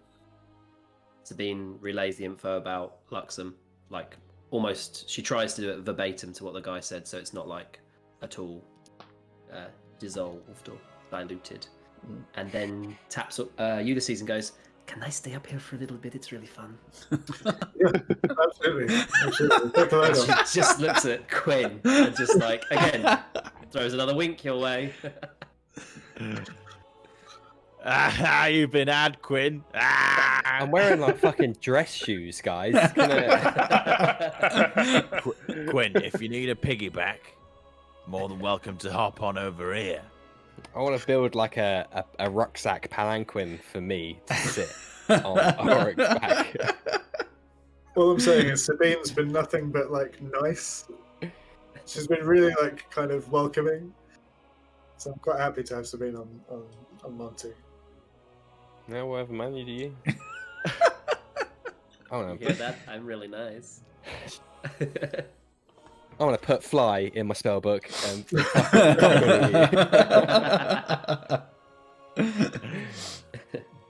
Hilarious. All right. But we do move slightly quicker with my aura of alacrity. Oh yes. Oh, girl. Extra pep in your step. Yeah. If you're within 5 feet of me, you move a further 10 feet for every round. So we're not in combat. But yeah, we're about a day from one of them if we take the main road. Ulrick, I have no doubt that your internal tug is sending us in the right way, but perhaps if the main roads are safest, we should take those. Yeah, I concur. That's a good shout. Let's keep on the roads, as they say. Cool. Is that a phrase? Probably not. I made it up. It's mine now. All right. Did you sneeze? I didn't. Oh. I thought someone opened a can. Open a Did can of someone? bass. Open a cold one. Chop off a trophy boy. So you guys continue, and as you do, again, the light starts to darken somewhat, and you get probably about another few more hours or so until it starts to really get pretty dark, to the point where you're thinking, okay, maybe we should bed down for the evening. Sabine, are you still up at the front? Have you guys kind of rode forwards? Yeah, I'm still on Monty, and We'll is take the point on Monty. All right. gonna smooth talk the shit out of Ulysses to stay up there as long as she can. Well, Ulysses and Sabine, can I get you to make a perception check for me? Okay. Oh, 16. 16? 19. 19. As you guys are you're noticing that, like the sun is beginning to set behind you. It's getting a little bit darker out in front. You do see quite a large glow coming from ahead over like a hillside. And you, Sabine, in particular, every now and again you feel like you can hear the sound of like distant shouts. Oh. Shot.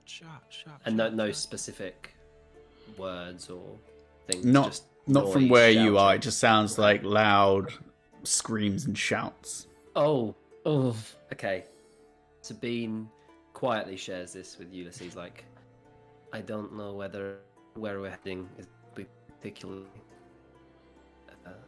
safe. I can hear. And she says, I can hear shouts and screaming. And I bet you notice it's quite bright over there. Yes. Good shouts, bad shouts? No, not good. Not good. Well, Maybe that's the reason he's being pulled that way. I mean, yeah, we only have his word to go on that what's pulling him is Mona Lum and not something else altogether. I'll tell you what. Why don't we have the others bed down for now? We'll move up and investigate, and then report back. yeah, I think that's a good idea. So we'll turn and say, how would you feel about taking a short rest and just waiting here? That pointing over at the glow. Just when it's kind of raising alarm bells. Something we should investigate. How far away are we at the moment? Approximately, both in character and out, I suppose. Whatever. From The source of the noise, estimated. kind of hard to say. From where you guys can see the actual glow from like behind some sort of like raised terrain, it's probably about 120 feet. Oh, I that's ask- pocket change. Okay. What color is the glow predominantly? as they've kind of pointed it out, it's like a orangey glow. I'm on fire. We haven't used the sending stones today. If we're in trouble, we'll call. I can save you the trip and teleport there and teleport immediately back again if it's bad. Of course you can. We could just fucking go. I think caution, Ulrick. I wanna see you get to complete whatever it is you're meant to do. So I think caution is probably a good idea. Quinn, that's so brave of you. Oh my god. I wouldn't be in any danger. Oh, okay, then yeah, go for it. By all means. As its dimension door is 500 foot, so my intention is the dimension door to the approximate area. It's a fucking fight, and then teleport back, or just be like, it's just a party and everyone's cool, and then I'll just walk back. So that's my plan, DM. Okay. I will take a stone. Are you going to like the top of the hill, or are you going beyond that? Let me read. Because I don't think you have to see. Desired. So I have to describe it. So yeah, I'll go up to where they could see, and then I'll describe it to say, an approximate area nearby where I can take a look. Okay, so you're heading up to like the top of the hill. Yeah, I suppose. Yeah. Yeah. Okay. So you press forwards, ready to cast your spell once you see roughly what is out ahead of you. As you crest over the hill, you see probably another good 150, probably about 150 feet away from you. You see various campfires and tents. And you actually see a rather large, big central tent. Various stripes on it. But as you've kind of crested this hill, you can also hear kind of like echoing through the sound, and you can also a little bit more. No, because it's like peaking the mic. You can also hear more defined shouts and screams. Yeah, I'm a man of my word. I'll still do it. I want to get in a bit closer. Okay, so you to an approximate area. I'll describe it within the universe that I can get. Basically, a bearing as subtle as possible. I don't want to appear in someone's living room as they're sitting down for dinner. But, Okay, so we'll say that you, as you are an intelligent man, you teleport in just to the outside of where the bulk of these tents seem to be set up. mm-hmm. And as you bamf in, we're going to go ahead and take a break for a second, just because we've already been going for almost 2 hours, and I'm very conscious of the time. So we'll have a quick, let's say we'll meet back in like 10 minutes. Just give everybody a chance to get a drink and stretch your legs, go to the toilet, whatever you all need to do. Sounds like a plan. Lovely stuff. Right. Well, we will be back in a moment. Yeah. See you in a bit. Cool. Right. We're back. So, Danilo, if you could load up some, maybe a bit more dangerous music. Oh no! Come on, they were just having a laugh. Nah, This is a little but festival party. just thing like It was a going on. chilled session. just very like a bad vibe, but not quite in the heat of battle sort of I thing. have spooky atmosphere. Oh, there you which go. Sounds The spoops. Spoop on your boop. That should do it. Perfect. And also, if I could get you to, are you in Roll20 yet? I can be. There you go. If you want to go into that, because we need to pull up a battle map. Would you like us all to go into Roll20? I'm there. Yeah, you can do. We may or may not need it, depending on what happens next. Right, actually, let's go on to this one. I mean, Quinn ain't hanging around, so. Well, just so you can kind of see what you see. Okay. I mean, for the most part, ignore where everybody is because you won't be able to see everything. And it's nighttime.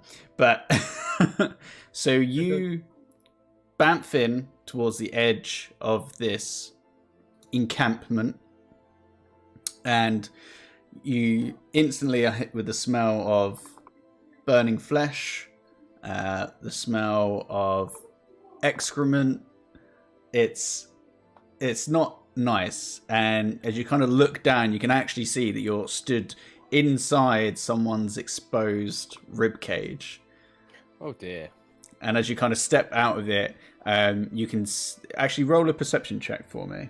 You're kind of patting off the innards off your boots, your dress shoes. 10.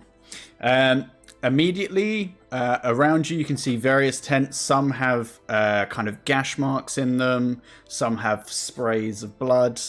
You can still hear the sound of like metal hitting metal every now and again. And directly north of you, you can see this quite large kind of big top tent. But other than that, nothing immediately surrounding you. Okay, so Quinn thought it was a refugee camp going in. I'm imagining this isn't quite the vibe. Of course he would. No, this isn't quite that vibe. Okay, how safe is it? How safe am I feeling like if I put one step forward, someone's going to gut me? Or can I like... Currently from where you are... Andy like me wander around with... Well, currently you don't see anybody else in the vicinity. If you would like to have a look around, you can make a stealth check.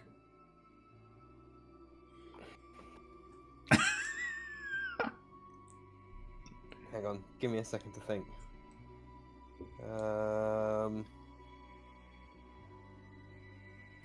No, I'm going to dimension door out of there. I'm not going to do too much reconnaissance. Okay. Actually, tell a lie. What I'm going to do is I'm going to ready dimension door, which means I technically cast it, which I'm happy with. But the trigger being basically any first sign of a threatening environment, first sign of danger, first sign of anything that Quinn's going to be like, I'm gonna head out. That is the trigger. So it is basically anything that isn't. Would you like to join us for a cup of tea? Then I'll do that. Actually, I want a fucking vermouth. So that's my Observe and report. Back to where I was. Observe and report. Observe and report. Can you hear that? Okay. I do realise that I probably should have done Fog of War on this, but one, I didn't expect you to just teleport in and then get ready to bamf out, and I fucking hate Fog of War and Roll20, it sucks. So you're going to progress forwards? Yeah, are you wanting me to do this on the map, or I'm happy to do it? Yeah, you can do it on the map. So that's roughly what you can see. At the moment, it is just those 5 tents immediately around you. I don't know where I am. You are the black one at the very bottom. Oh, okay. 1, 2, 3, 4, 5. Okay. Can I move? I'll move. I guess I will just move forward, and then would I see through here to my left? Mate, are you stealthing? Yeah, I'm trying to be incognito. This don't seem great. Okay. Well, make a stealth check for me. Cool. All that readiness was ready in the next 3 seconds because. Oh no, 19. That's not too bad. 19. Lady Luck is on my side so far. Let me just.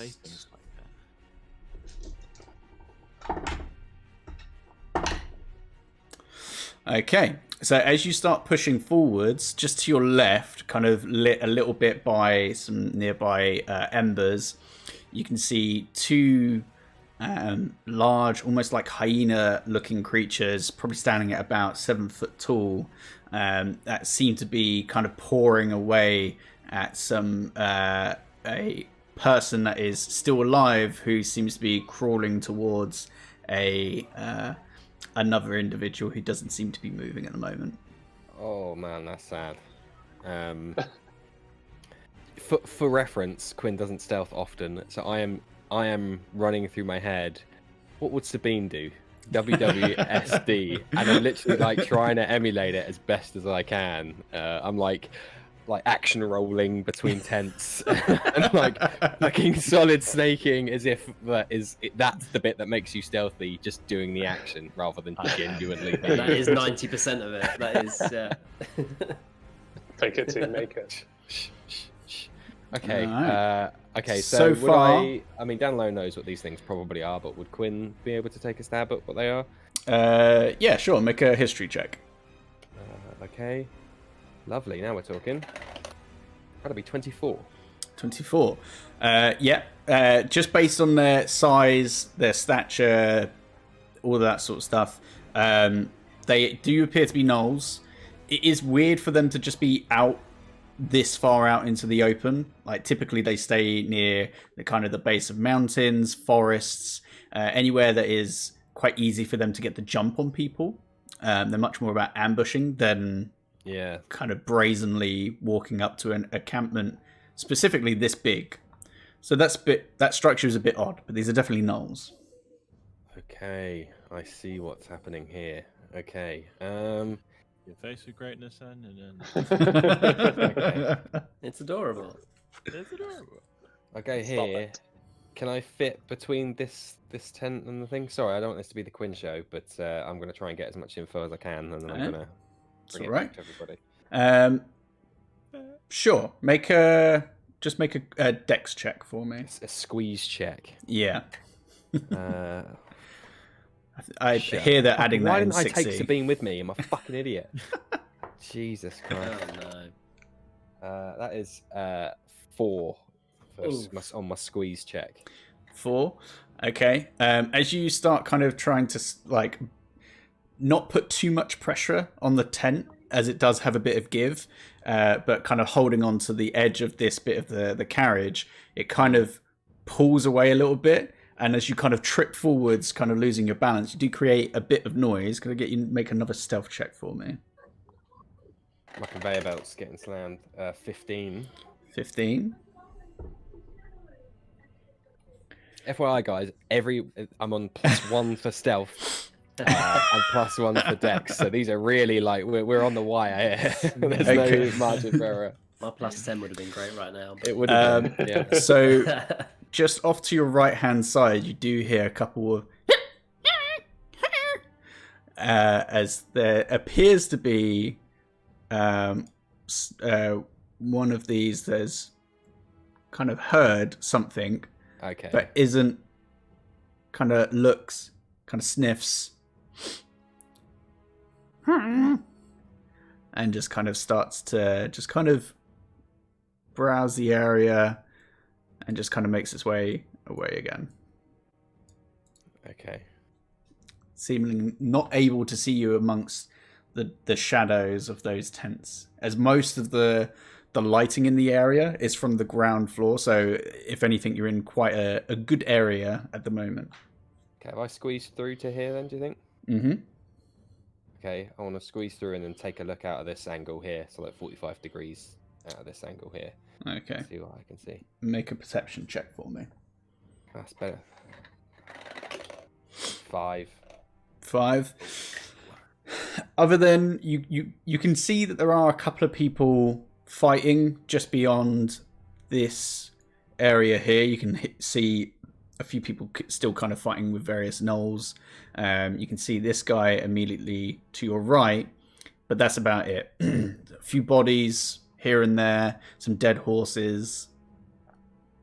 Okay, the people that are fighting, this is my final check before I'm probably going to jump out of there. The people that are fighting, can I see are they looking like good guys or bad guys? Are they wearing red or are they wearing blue? From this distance and with that roll, it's kind of hard to tell. You can just tell that it's people that look like humans fighting gnolls. Fine. Can I squeeze through this gap here to my left? You can make another dex check for me. It's, man, 17, and I'm really happy that all these high numbers 17. are coming right now. You managed to squeeze through and get to maintain your stealth check that you had already done. As you squeeze through, you can see that there are 2 large carts that seem to be barricading this main big top tent. Might get you to make another perception check for me. 3, man. Quinn is just scared. So like, yeah, this is well outside of his comfort zone. So absolutely. He's just concentrating on being as quiet and as deaful as possible and not really paying attention. Yeah, and currently you are painfully aware that there does seem to be a large number of them, and you are right in the middle of all of this. You don't get any specifics. You do see quite a large knoll, probably closer to 8 foot, that appears to have some sort of chained kind of flail of some kind. And next to him, there is a bit of a smaller looking knoll, but this one has some sort of staff that has these odd looking kind of almost orange like crystals kind of strewn across the top half of it. And it seems to be communicating with whomever is inside, but you can't tell what they're saying.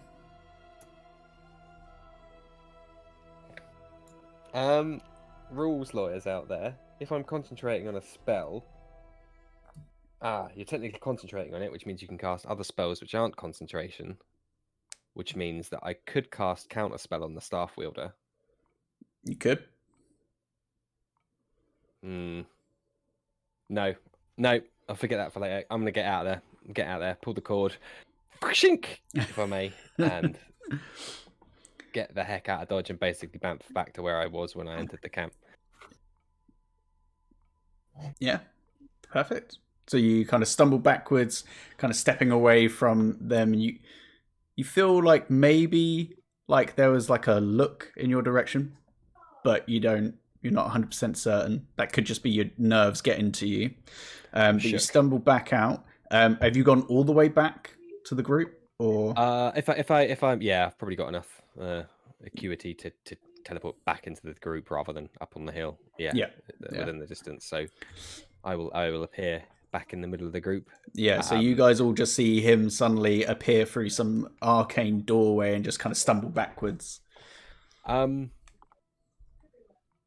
You see Quinn is like rattled. Usually he tries to compose himself as much as possible and is very, holier than thou, but he is now like visibly like sweating, and I'm like rubbing my hands together.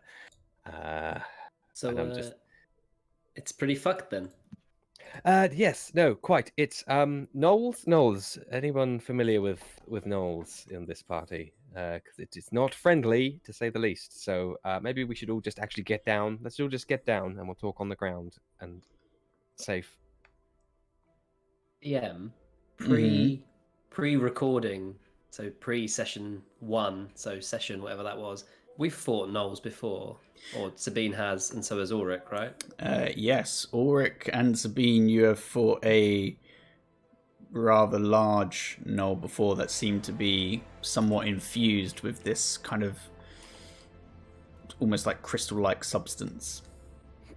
Yeah, no, gnolls are fucked, but I've killed one before, I think. Yes, I saw at least 1, 2, 3, 4, 5, perhaps, of mixed, maybe more, maybe less of mixed ability. It wouldn't be a trivial feat, that is to say, but.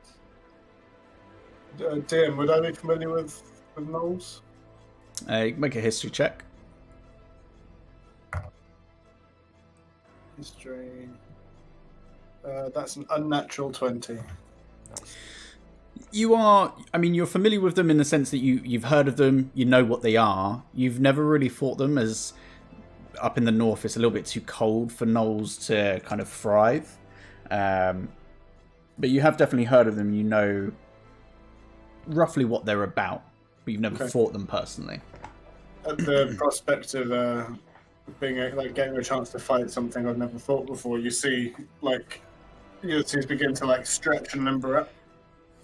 Like, okay, well, let's have at it then, I suppose. Yeah, Quinn is immediately like, Sabine saying this is just like, are they distracted right now? Like, what were they doing? Were they Yes, just no, having a party or an orgy no, or something? It appears to be a the big top. Is it literally a big top, Nath? Is it? Yeah. Yeah. Okay. So I'd say it appears to be some kind of traveling circus, and they have been overrun by gnolls. At least there are at least 6, potentially more, potentially less. I'm not sure. I can't say, but I saw at least that. People are being murdered, torn limb from limb, and Quinn like is a little bit and swallows his. Sorry, Tim's eating, but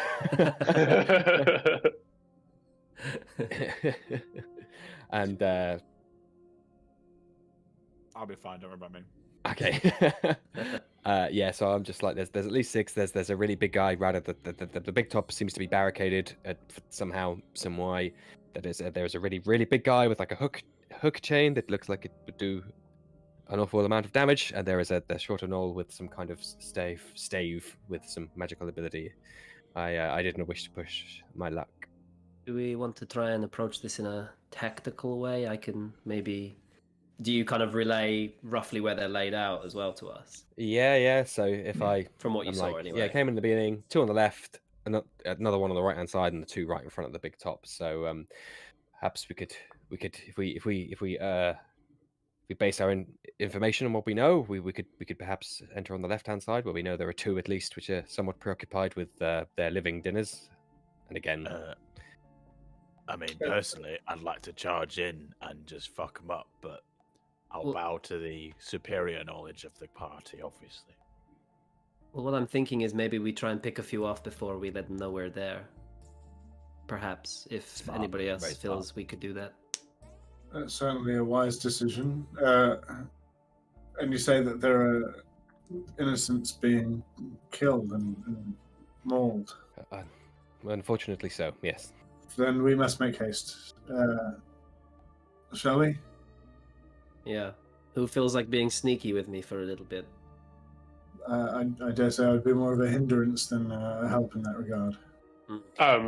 Owain kind of gestures to his heavy armor and just kind of shrugs. It's like, not this guy. I mean, I give it a good old college try, but I will fuck it up. Well, perhaps actually I could offer an alternative solution, seeing as we have rather rambunctious fellows amongst us. Perhaps the 3 of these were to act as a spearhead diversionary force, while perhaps Sabine and I gesticulate invisibility. Suggest that perhaps we could maybe attack on the flank. I could also send Monty in from another angle to cause a distraction. Aha! This all sounds like good ideas. It's a good plan. I like it. Maybe we should plan things more often. I don't know. I mean, we just never stick to them, so watch this one fall apart. Let's go. I'll give a speaking stone to Ulysses, so then that it's split. Like Sabine and Ulysses have them, at the very least, should we need them. And that would be my suggestion. We know there are 2 on the left, so perhaps the 3 of you can go on the left. You know what you're heading into. Actually, no. Perhaps the alternative might be favourable. You head into the unknown, and then you're most prepared for whatever befalls you, and then Sabine and I can work our way around the knowns. If we have them way behind the large tent, perhaps we can take them from the rear. From behind. They came from behind. I can see in Rob's face. He was trying so hard not to say that to him. The only other way I could phrase this, but I was too far gone. I appreciated the effort, though. Okay, cool. So it's a pincer maneuver with heavy boys coming in from the top behind the tent, and us sneaky folk coming in from the bottom, right? And then Monty run straight through the middle. Yes. Here we go. This is Cavalry like charge. some fucking Command and Conquer shit going on right now. Yeah, maybe. I will join Ulysses in the charge. All right. Let me check my spell slots. Shit. I've just moved Sabine to where I think roughly we're going to enter from.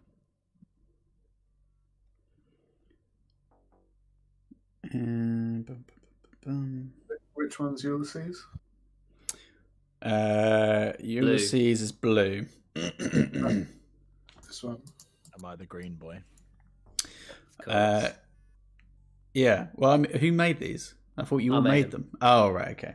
Yeah, no. So Quinn and Sabine are correct. Ulysses is blue boy. Kind of greyish blue is Owain. Owain! And of course, Ulrick, you are green. Yeah. Come on. Where was I going again? Behind the tent. Yeah. Up To go with you, yeah. Yeah.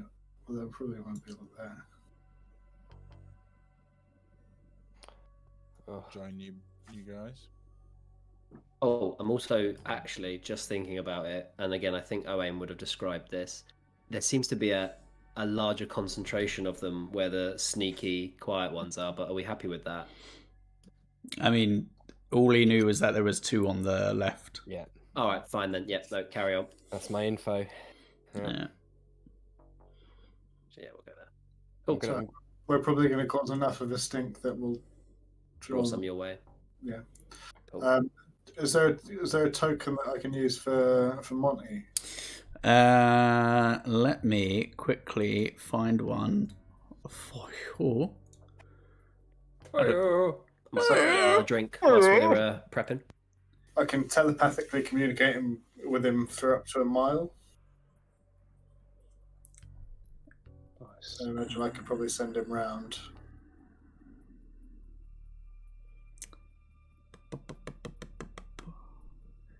I don't think I'm going to find elk on Roll20's free assets. Yeah. I'll find the closest thing. Yeah.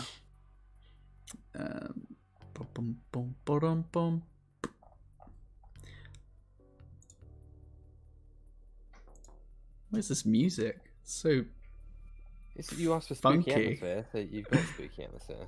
Hey, no, I'm not griping with it. It's just I'm vibing with it, you know. This is from a video game called Impact Winter. Oh, I'll impact your winter. Heyo. What did I come back to? Shabba. For me, this is a dad issue.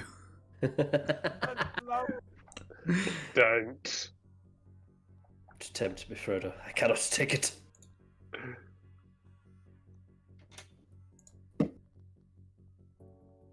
Bum, bum, bum, bum. Just for the openness of the group, I really want to try and use Assassinate on one of these fucking gnolls.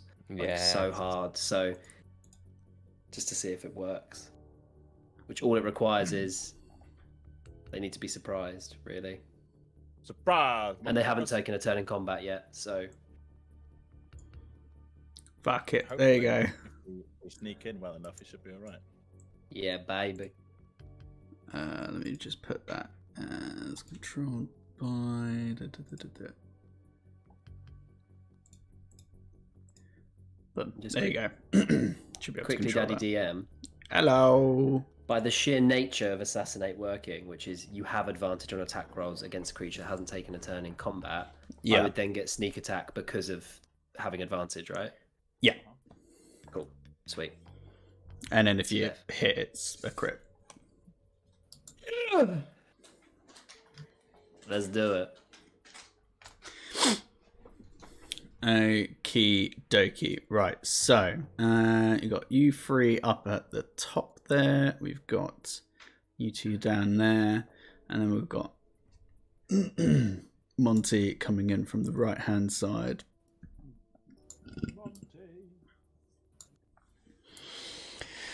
Cool. Okay, well, for this, just because I can see this turning into combat very quickly, I'll get you all just to roll initiative anyway, and we can kind of use that as a rough guideline as to how this is going to flow. Fucking hell. Yeah, baby. 22. Oh, I forgot this is my reason for being a wizard. Chronomancy wizard. Okay. Ah, shit.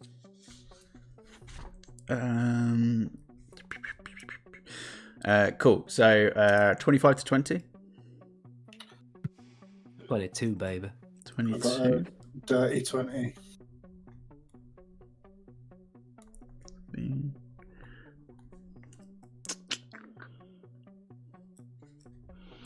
Ulysses. We are all vibing right now. 15 to 20. 16. 16.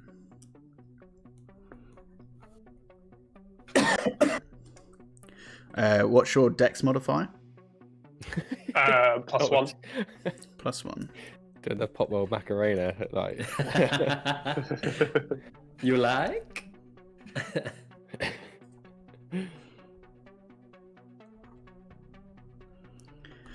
10 to 15. Oh, okay. Oh, no.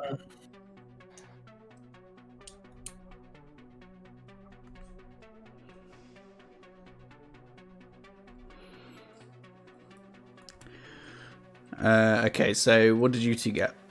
9. 9. 5. Well, those high rolls had to go somewhere. Yeah, at some point. Right, I'm not gonna lie, this fucking music is it's doing stuff to me. This is my band called Moon. Didn't they just Ah. do the Hotline Miami stuff? You took the words right out of my mouth. Yep. Right. Okay. So, had you organized any kind of like,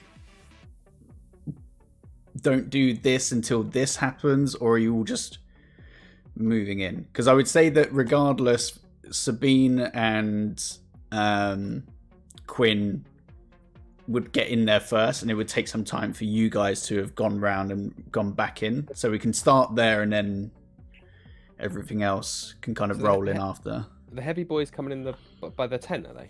Yeah, they're working their way around and to the rear, and then so in theory it'd be you two, Monty, you guys, and then that's probably where everything will kick off, depending on what you do / roll. I feel like that lead time on them getting around the top and coming down would be enough for us to execute our part of the plan. Potentially, we'll see what happens. Sabine's head on a spike by the end of the session. I would never kill a player. You've never done that before. You have done that yourself. Yeah. Cool. Alright, okay, so you two have just pushed in just on foot, yeah? You haven't teleported or anything like that? No, I'm not. I need my spells.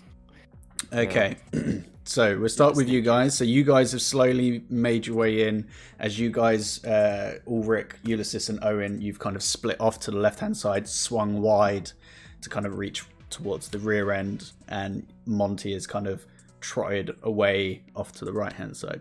As you start to push in, you, Sabine, also start to pick up on the smell of like burning flesh, kind of burnt hair as well. It's just a real sickly smell. As you push in, Quinn draws you over to the left-hand side. Could I get both of you to make stealth checks for me? Now, can I get any help? Because Sabine's a lot better at it than I am. So, could she just do it for us both if I hold her hand? I mean, if you want to like jump on her back, and then you can do it with like disadvantage. I'm very light. I'll just cradle you like a baby in my arms. I mean, if you want, you can fall back. It's up to you how you guys want to play this. But if you're trying to creep up on these guys who are alert, they are on the lookout for stragglers, then just tell me what you're doing and we'll figure something out. Reading between the lines of the DM's words there, it doesn't sound like they can be surprised. But Sabine doesn't know that. Hey, they don't know. They don't know you're there. I'm just saying that they are looking for people. So you are going to have to be stealthy if you don't want to be Sabine seen. just like whispers to Quinn, I'm gonna go ahead and try and get a few in on them. As soon as you hear any slight or Issues, yes. noises they make that sounds a bit concerning, that might bring over others, you jump in and do your thing. Blow their shit up. Absolutely. Yes, well, yep, that's, we'll certainly have at it. Last time we had a plan with the horses and we didn't free the team. Remember that back in Luxem? It's just like that again.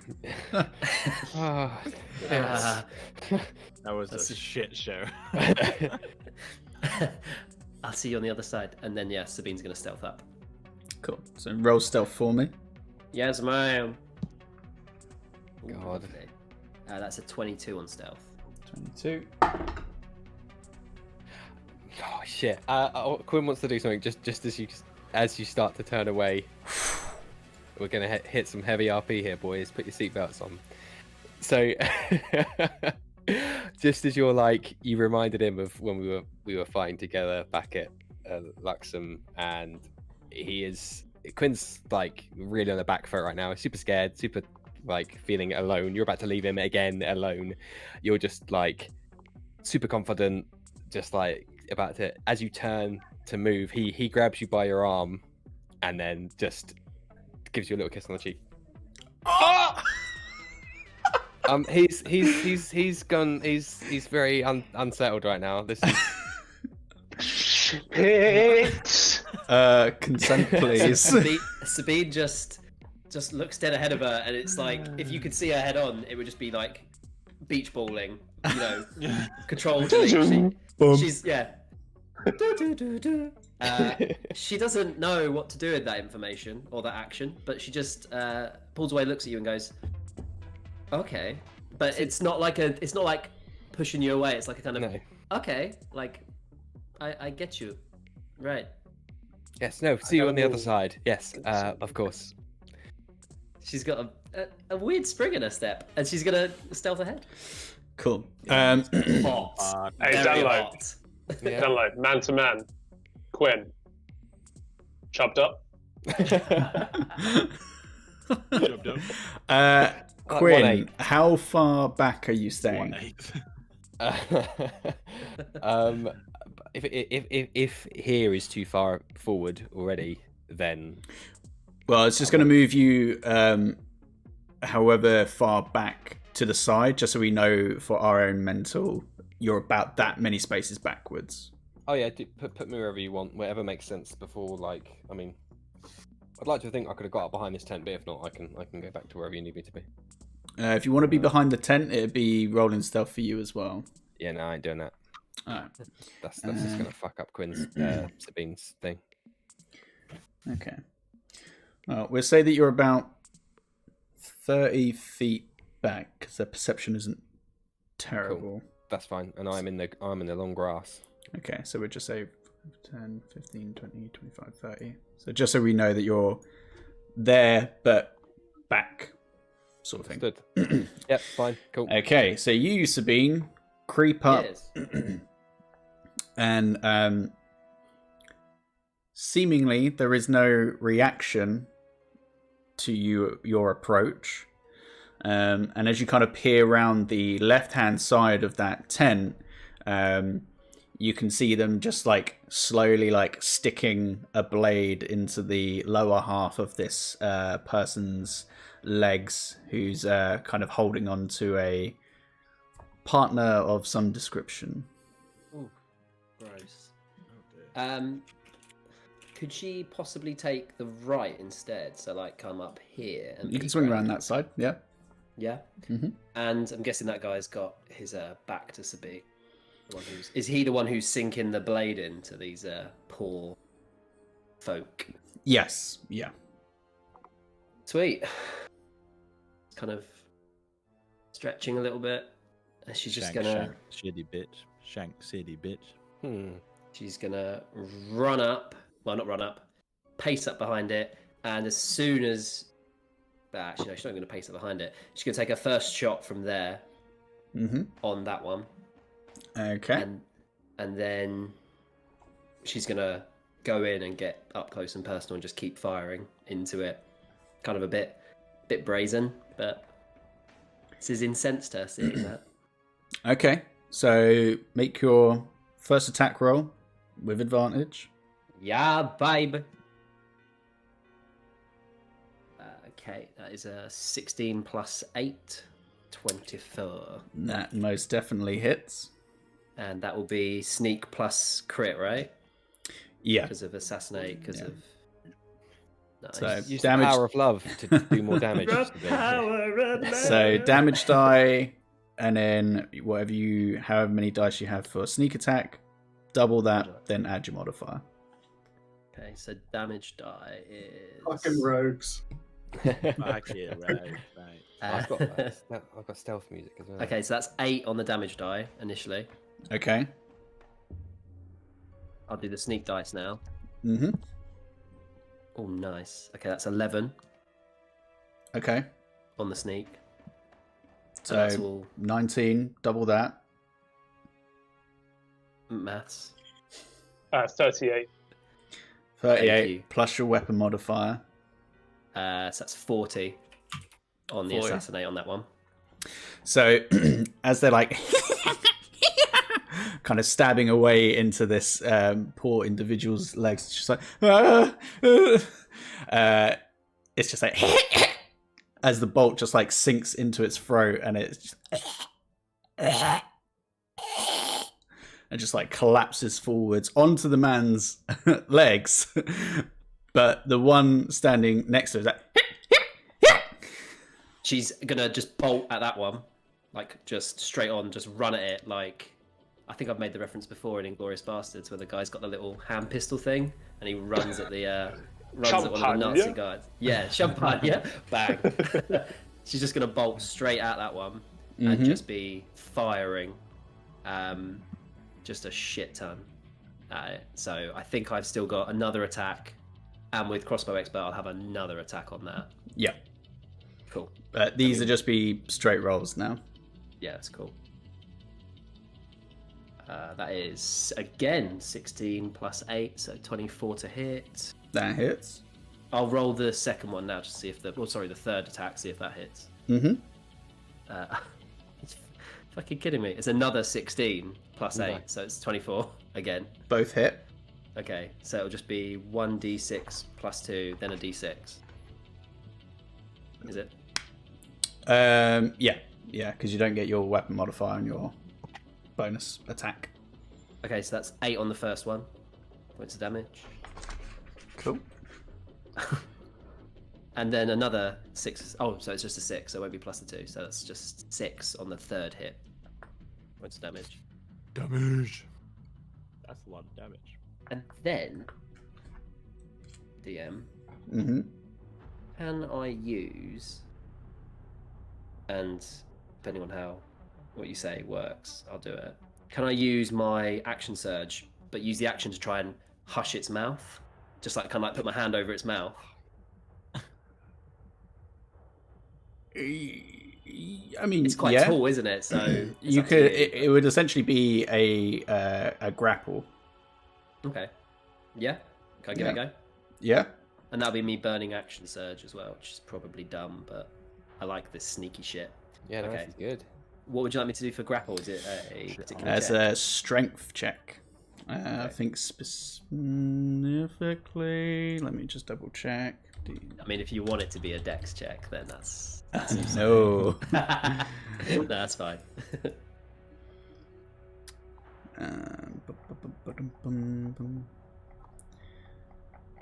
This is why I miss having my DM screen.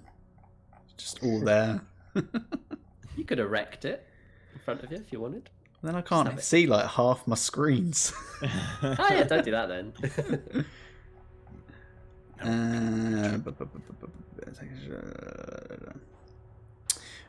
Yes, it would be an athletics. Okay. I've already rolled, so it's 14 plus 1, so that's 15 in total. It also rolled a 15. Oh. Does the Noel put its hand on my mouth and then we have a moment where we're like, You're like, fingers going mouths, it's weird. So you kind of, as you're kind of getting up close to this, you start to realize the sheer size of these gnolls. And as you go to like put your hand up to its mouth, not your mouth up to its mouth, because that's weird. She's already had one kiss this evening. She can't. You get into like this weird interlock, and like your hand actually kind of like goes part way into its mouth, and you have to like pull it out before it bites down onto your fingers. Eesh. It is still standing. However, at this point, Quinn, as you are keeping an eye on the situation, you would see that it is not dead yet. 30-ish feet away. Okay. If you want to try something, you're more than welcome to. Yeah. Is it looking like, did Sabine get a good hit on it before she fisted it? It's it's hurt. It's hurt. Yeah, second level magic missiles. Quinn is really risk adverse, just like me, funnily enough. So, let's look at some more darts. That is 4 darts that deal 1d4 each. Because it is at a higher level. So I'll do them one after the other and tell you how much it's going to do. In total, I will tell you. So that's 1, 2, 3, 4, 5. 11 points of force damage in total. 11 points of force damage. Not that. That's... So, you, Sabine, as you like pull your fingers out of its mouth and it starts like biting down at you, Quinn, just from out of the distance, just release almost like the whistling like darts from fucking Ujima Flip. Just Mando. fire off Mando. There you go. You just fire off these missiles, and they all suddenly start sinking into its flesh. Like, but it's still standing. Motherfucker. But still fucking lit imagery. Yeah. Yeah, baby. It's bleeding a lot. But as the last of the darts kind of fly into it, it kind of looks up to you and just. At that point, everybody else is charging and screaming and shouting and fighting, right? So okay. We cut to Monty. What were you having Monty do? Just ride straight in, or? So Monty's going to ride in, and the one that's at the tent, like here, is going to ram into it. Okay. It's got 50 feet of movement. I've just counted it out, and that's 45. Cool. So Monty's going to ride in and at full speed do a ram attack. So I'll roll to hit. 17 plus 5. Definitely hits. Definitely hits. So it's 1d6 plus 3, but because it's moved 20 feet in that direction, it gets an additional 2d6. So that is lovely. 15 bludgeoning damage. 15 bludgeoning damage. And it needs to make a strength saving throw. Strength saving throw. That's probably going to fail. That's a 6. Yeah, it is knocked prone. All right, let me just pop that on there, just so I know that it is that. Cool. So we'll say, just so it doesn't go unwitnessed, that you guys are just coming up towards the rear of the big top tent, and you see this gnoll kind of like sniffing around, looking out, kind of seems to react to a noise, and just seemingly out of nowhere, just this majestic white elk just fucking nails this fucking gnoll and just knocks it shit out of it, and it kind of collapses to the floor and just kind of like raises up on its hind legs. Yeah. That Noel got elked. Nice. Okay. He's having one elk of a night.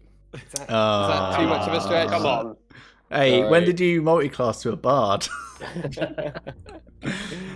All right. So at this point now, we'll say that you guys are towards the rear. So you can see you've kind of come in through some tents. Like this is quite a big encampment, but as you've kind of come in, you have seen that there are some people that are still standing, have actually killed some gnolls as well. But you press forwards towards the rear of the big top, or the main tent, and immediately you can see this guy here, and nobody else is directly in your eye line at the moment. Okay. Have we in initiative yet or not? Not yet. This would be kind of like a surprise round, so you'll get to do like an action and then it kick off. Ulrick is gonna charge at him. As is Nice. Ulysses. While he's charging, he would like to rage. Oh my god, he did it, people. He's gonna rage. I remembered to do it before my first go. You also did it that is- quietly then. You didn't do it on the mic and didn't blow the No, levels, so very No way. nice. Thank you, thank you. I mean, it Little doesn't. muffled laugh. It doesn't bother me. It's just Sai who has bleeding ears after. Yeah, I don't want to bleed your ears, mate. I'll bleed so- you. I'll bleed you dry. Yeah. Kind of almost goring him like the elk did, but more chargy with Axie. And I would like to recklessly try and chop off his head. You go ahead. Ooh, lovely stuff. That is a 27 to hit. That hits. Nice. Ooh, fuck yeah. That is 18. Wait, no, how much is mine? Yeah, 18 points of damage on the first swing of the old battle axe. And then with the upswing, I'm going to attempt to hit him with the hilt. Go for it. This is probably time for normal fight playlist, I think. Does that make sense? Yeah, I'm starting to get into it now. Da-na-na-na. So glad I had that recklessly stuff. That was another- not planned. That was not planned. Hey. Sure it wasn't. There's 25 to hit. 25 hits. Damage down. And that is 12 points of damage. 12 points of damage. So you book it, kind of using the fact that you've actually recently kind of limbered up. You had a good run in. That is true. Bring your axe up, and it's all the gnoll has a chance to hear is dun, dun, dun, dun, dun, as it like turns around and whoosh, carves down the front of its torso, and on the upswing splits its jaw in half and kind of rips it open as it gargles like and collapses. Did I fuck it up? It's dead, bro. It's dead. Oh my god. Damn. Damn, Daniel. I've got to enjoy being a rageful bastard while I can. Aww. Oh, Way to fucking bring the mood down. that little mini violin playing right there. There it is. All right. So let's just move you. No, not that. You. So you're actually on a tile, and not just in the middle of 4 different tiles. In the void. Okay. Ulysses, you said you were running up behind him. Yeah, I would also say that Owen gets an additional 10 feet of movement because they're starting their turn within 5 feet of me, so I'll let Owen move first. Mm-hmm. Hell yeah. Oh, I've lost the map.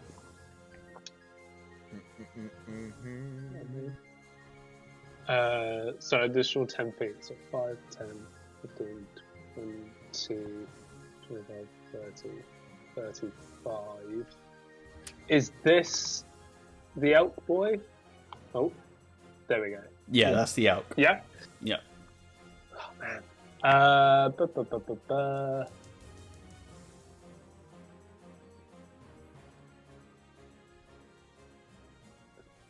Oh, decent.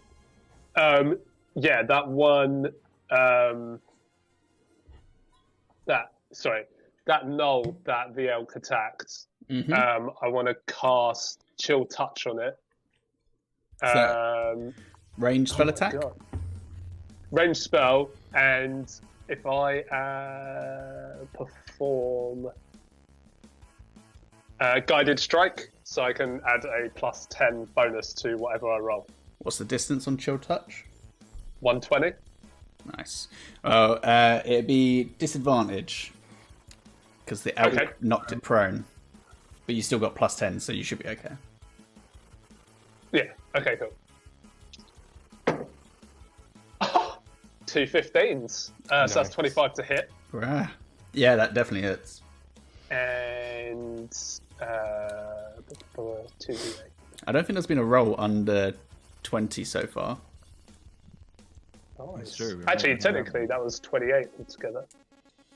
Right, now you're just rubbing it in.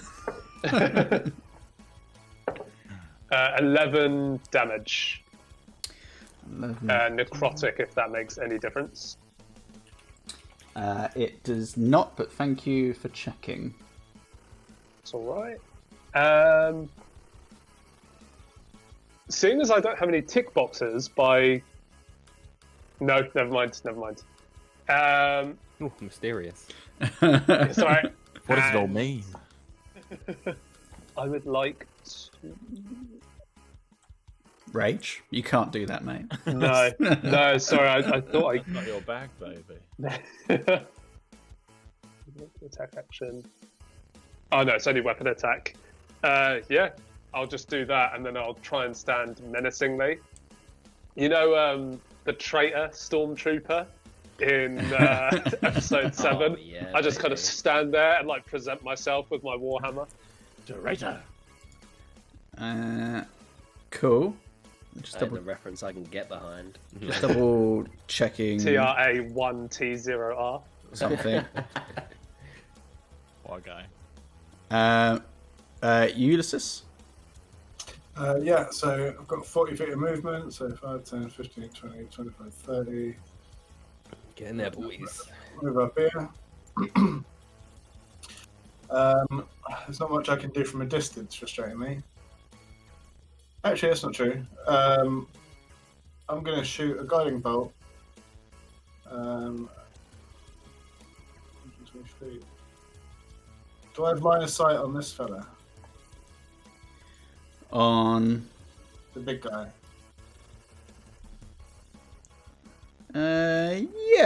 Yeah, just about. So I'm going to chuck a guiding bolt at him.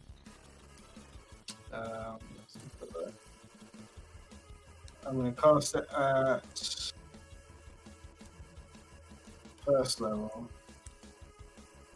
I'm going to keep it for them smites.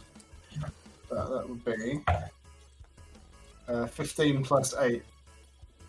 I imagine that hits.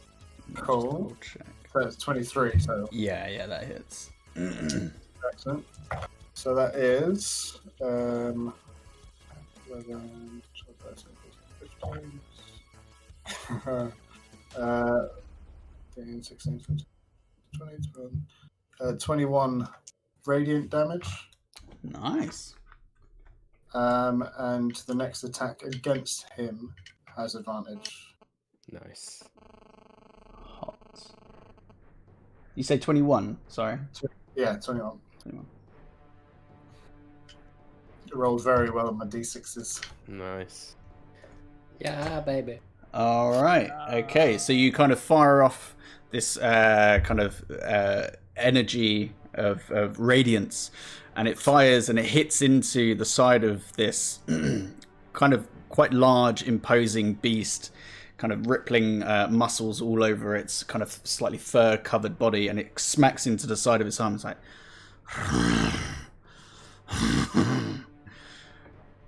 I'll stand there with my battle axe and kind of like smash it against my chest. And just be like... Alright. Now we're in the initiative count. So, we will be going back to Sabine, actually. No So, shit. All right. Sabine, you currently have this knoll in front of you, kind of on death's door. Oh, she's just gonna unload crossbow bolts in it point blank and just hopefully finish it off. I mean, I'd be surprised if you managed not to, but... Well, maybe before she unloads all three into it, she's gonna sense check after each one. So let's do that. So the first one was a... Ooh, that's not a hot... Ooh. 14? Mine's not hot. 14 still hits. Shit. Okay. Yeah. I'll do the damage and then I'll see where I'm at and then go from there. Obviously, there's no sneak or assassinate with this, so it's just straight, isn't it? Yeah. Yes. Yep. Yeah. Cool. That's 5 points of damage on the first hit. 5 points of damage. And with that... Yay! Oh wow! Nathan, tell me how low was he? Oh, he had 5. Oh, okay. Oh, wow. yes. Okay. You That's get it. it. Just crossbow up to the underneath of its chin and just like putting one of those bolt guns for cows. And it just collapses into a heap onto the floor. Nice. Okay, she's got 2 shots left. So 10, 15, 20, 25. Could she... it's probably going to be real disadvantage. So at the moment, just so you're aware, Yeah. you don't know where anything else is. Oh, okay. Just to be aware, because... Yeah, no, that's fair. Yeah. Fog of war and that. Mm-hmm. Okay, so she's going to go 5, 10, 15, 20, 25, 30. And go to there and just go to Quinn. That was fucking cool. Where's the rest of them? I mean, I think a little further back, but if you want to beckon me over, I can probably... Like, what is it when in like Gears of War where they run head down? Oh, the little... Yeah, that's what I'm going to do. And then just for stupid scared Quinn Forrest, do a little roll at the end and just slap my ass. Sabine's impressed. What did you say? Where are the rest of them? Well, Yeah. well, I have to say that That would is have flavour, because for the moment you're 30 feet back, and that on your next turn it'd be when you can... Fine. Right, Yeah. okay. Just before we move on, I'm guessing Sabine couldn't try and see if she can see any more from where she is, because I know there's 2 tents in the way, so that's probably not going to happen. But Sure, you can make a perception check with your bonus action, since you haven't used it. Perception 14. 14, I mean, from your perspective, you can't really see anything. You do hear various like yips and yaps, kind of indicating that there are still more about, but you don't know how many, and you're not 100% sure whereabouts. Okay, she'd probably rather have the element of surprise, so she's not going to go for her. I was going to suggest just firing off a shot and seeing what happens, but no, let's not do that. Just That's me. into the air. Like the end of what's that movie? Point Blank. Oh, Point Break. Point Break. Oh, right. Except with a crossbow, it doesn't quite work because it's just flung, Just and then that's reload. it. Yeah. And if you wait long enough, it comes back down and gets you. Yeah, that's Sabine done. All right. Next up is Ulysses. Okay, cool. Do you want me to move Monty on the same turn? Yeah, just to keep it easier. Okay, well, I'll start with him. Where that knoll is prone, he's going to use his hooves. Mm-hmm. So that is 13 plus 5, so that's 18. That hits. Yep. You do it with advantage as well, No, just in case. no, that's much worse. Okay. Okay, so it's 2d8. Sorry, 2d4. So that's 5 plus 3, so that's 8 bludgeoning damage. As this gnome's on the ground and Monty's just stamping on it.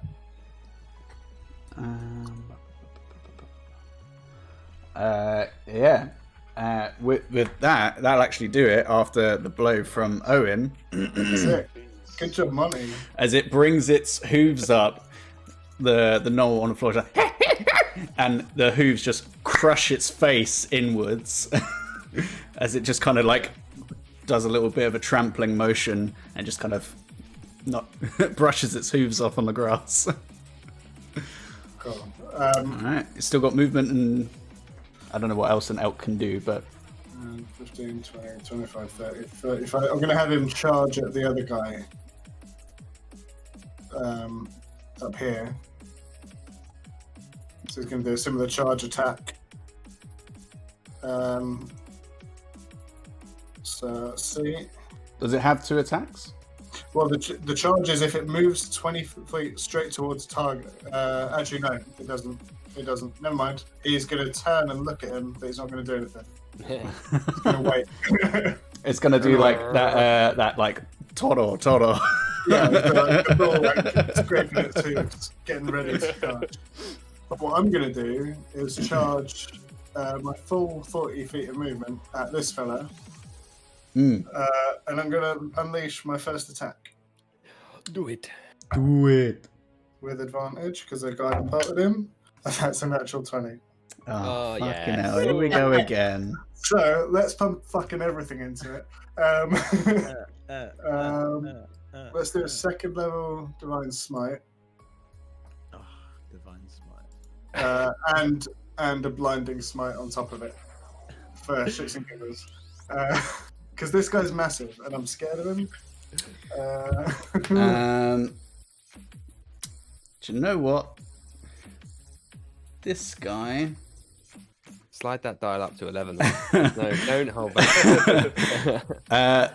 You see the kind of smaller looking gnoll next to him kind of turn an eye to you and smack its staff down. It's going to cast Counterspell as a reaction. Do I have to roll against it? It's 3rd level. Yeah, it depends Just what by level of spell you're default. casting. I get 2 attacks per round, so I can just do it again. Like, I can burn the spell slots and do it again.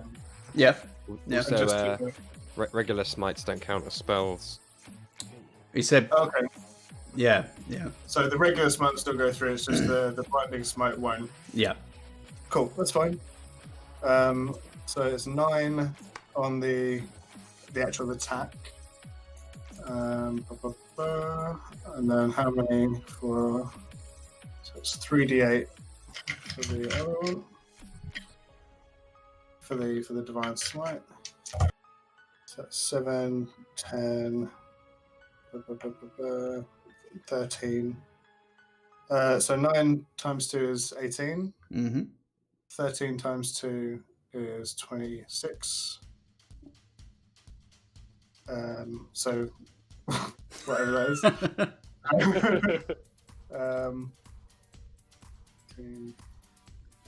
26, 30, 34, is that right? Simon's the maths man. What was it again? Sorry. There's 18 and 26. 44. Yeah. Yeah. Shit ass Oh, okay. balls. Beautiful. All right then. Yeah. Yes. And that's on the first attack. Hey. Second Damn. attack 12. is not quite as impressive. That's 9 plus 8 is 17 to hit. 17 still hits. Still hits. Cool. Mhm. In that case, I'll do the same thing again. I don't get my crit bonus, but Divine Smite and Blinding Smite on this guy.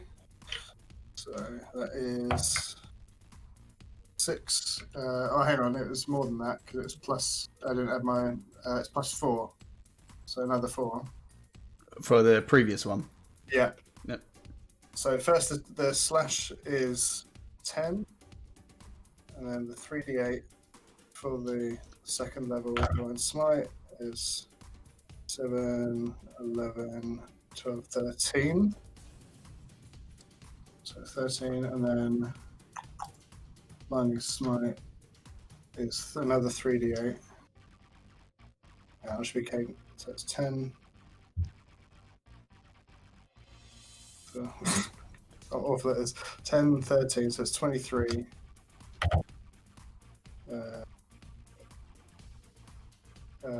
23 plus 8 is 31. Oh, yeah. 38. 39, 40 for the second one. Oh God. And it needs to make a Constitution saving throw. A lad saving throw will just be like intimidated by this giga damage that it's just taken.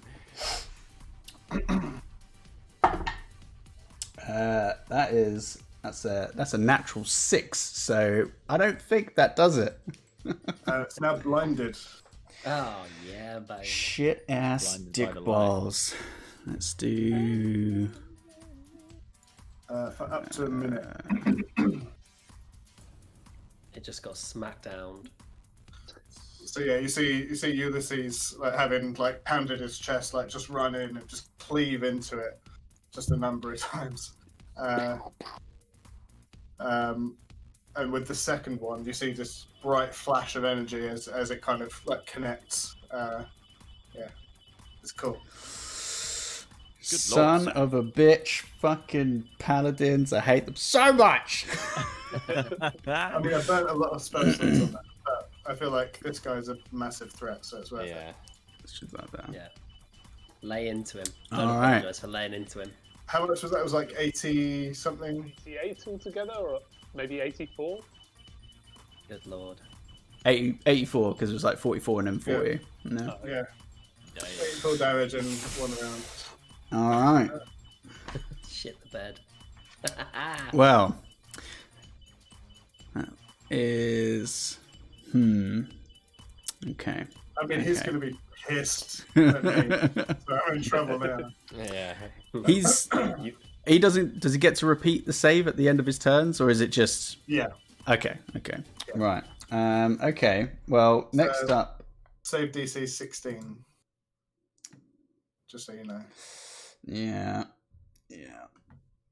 Not sure if that's going to help, but hey, we will try.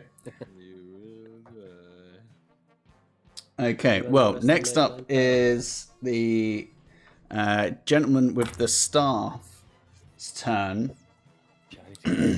He's going to turn around, kind of seeing the power that you possess.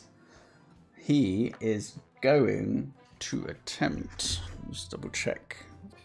Oh, I gotta get in there, give him some support.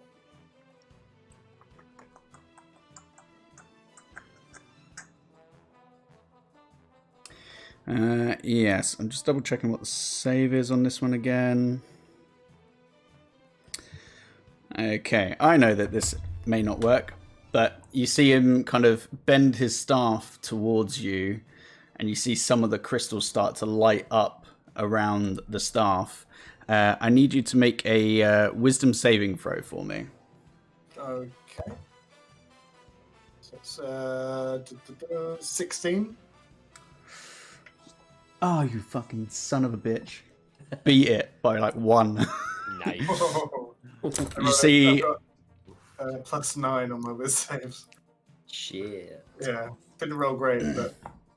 Yeah, you see these... you feel this like force of will being imposed upon you, but you kind of think, or you kind of concentrate on the power that courses through you from the Stormlord, and manage to stave off this alien influence on your mind, seemingly unaffected by it. Shit. Okay. getting in here. All right. Next up is the hunters. So, with the commotion, these guys are coming over to here and here. And that's dead. That's not there. Okie dokie. Right, so that is 4 of them. Yeah, you're currently the only one that most of them can see. So. You can see Molly too. Oh yeah. Well, this guy can. So he's gonna.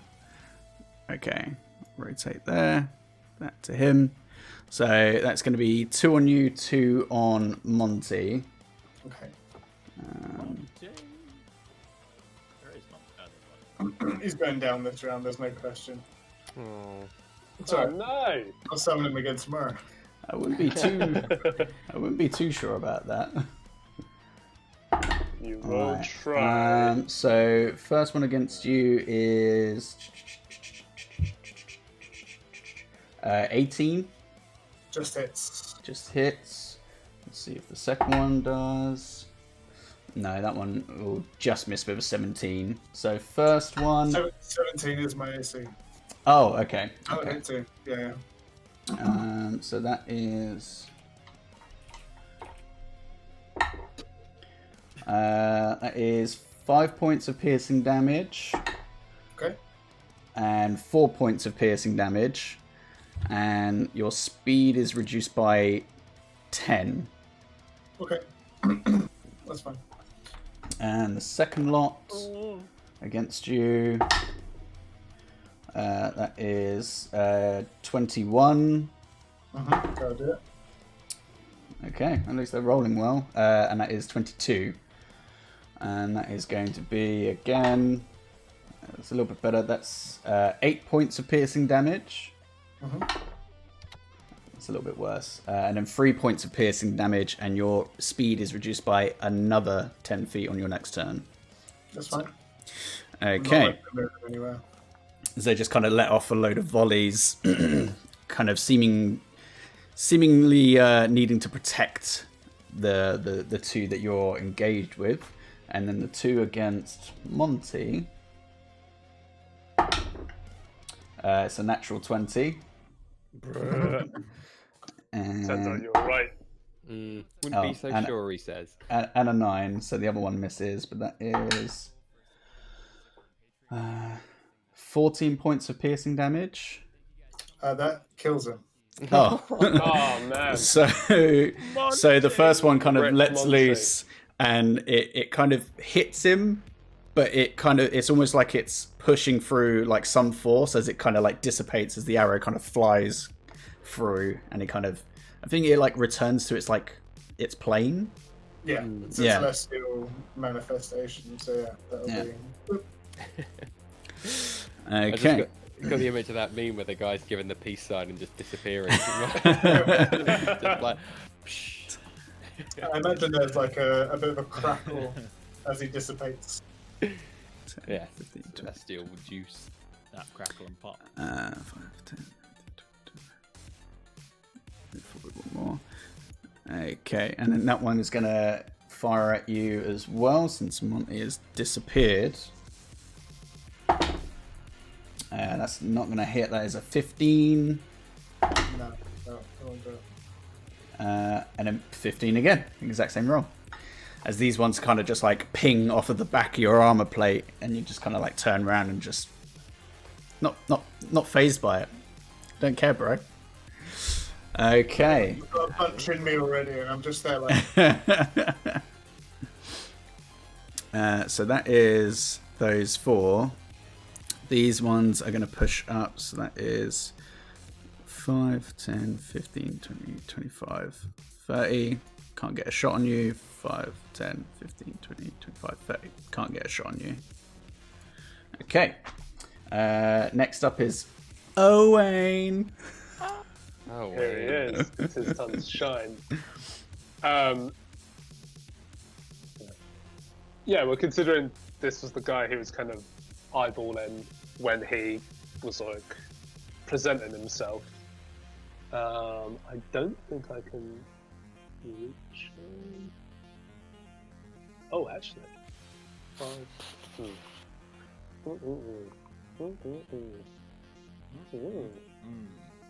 Prepared to have some backup, Rob. 5, 10, 15, 20, 25. I'm gonna join your ranks and Yes, boys. pull out the Warhammer and let rip, mate. Give it to him, baby. Oh no. 11 to hit. Does he get advantage because it's blind at the Oh moment? yeah. Yeah, what happens with that? Yeah. I think so. Yeah. Double check. I think you do. Yeah, if they can't see the attacker. Yeah. His attacks have disadvantage and attacks against him have advantage. Yeah. Yeah. Okay. Better. Dirty 20. That hits. Sweet. And I will divine strike this son bitch. So 6.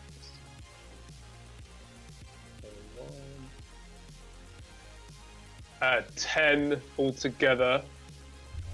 10. Bludgeoning, and I shall use my War Priest bonus action to perform another attack. Nice. Would he still be blind? Yeah. Yeah. 21 to hit, Yeah, that hits. and another divinely smote Warhammer attack will do 12 bludgeoning. 12 bludgeoning. Jeez. How's he looking? He's already not looking great. Yes. He be hurt. We did it, Reddit. That's it, frontline boys. That's what we want.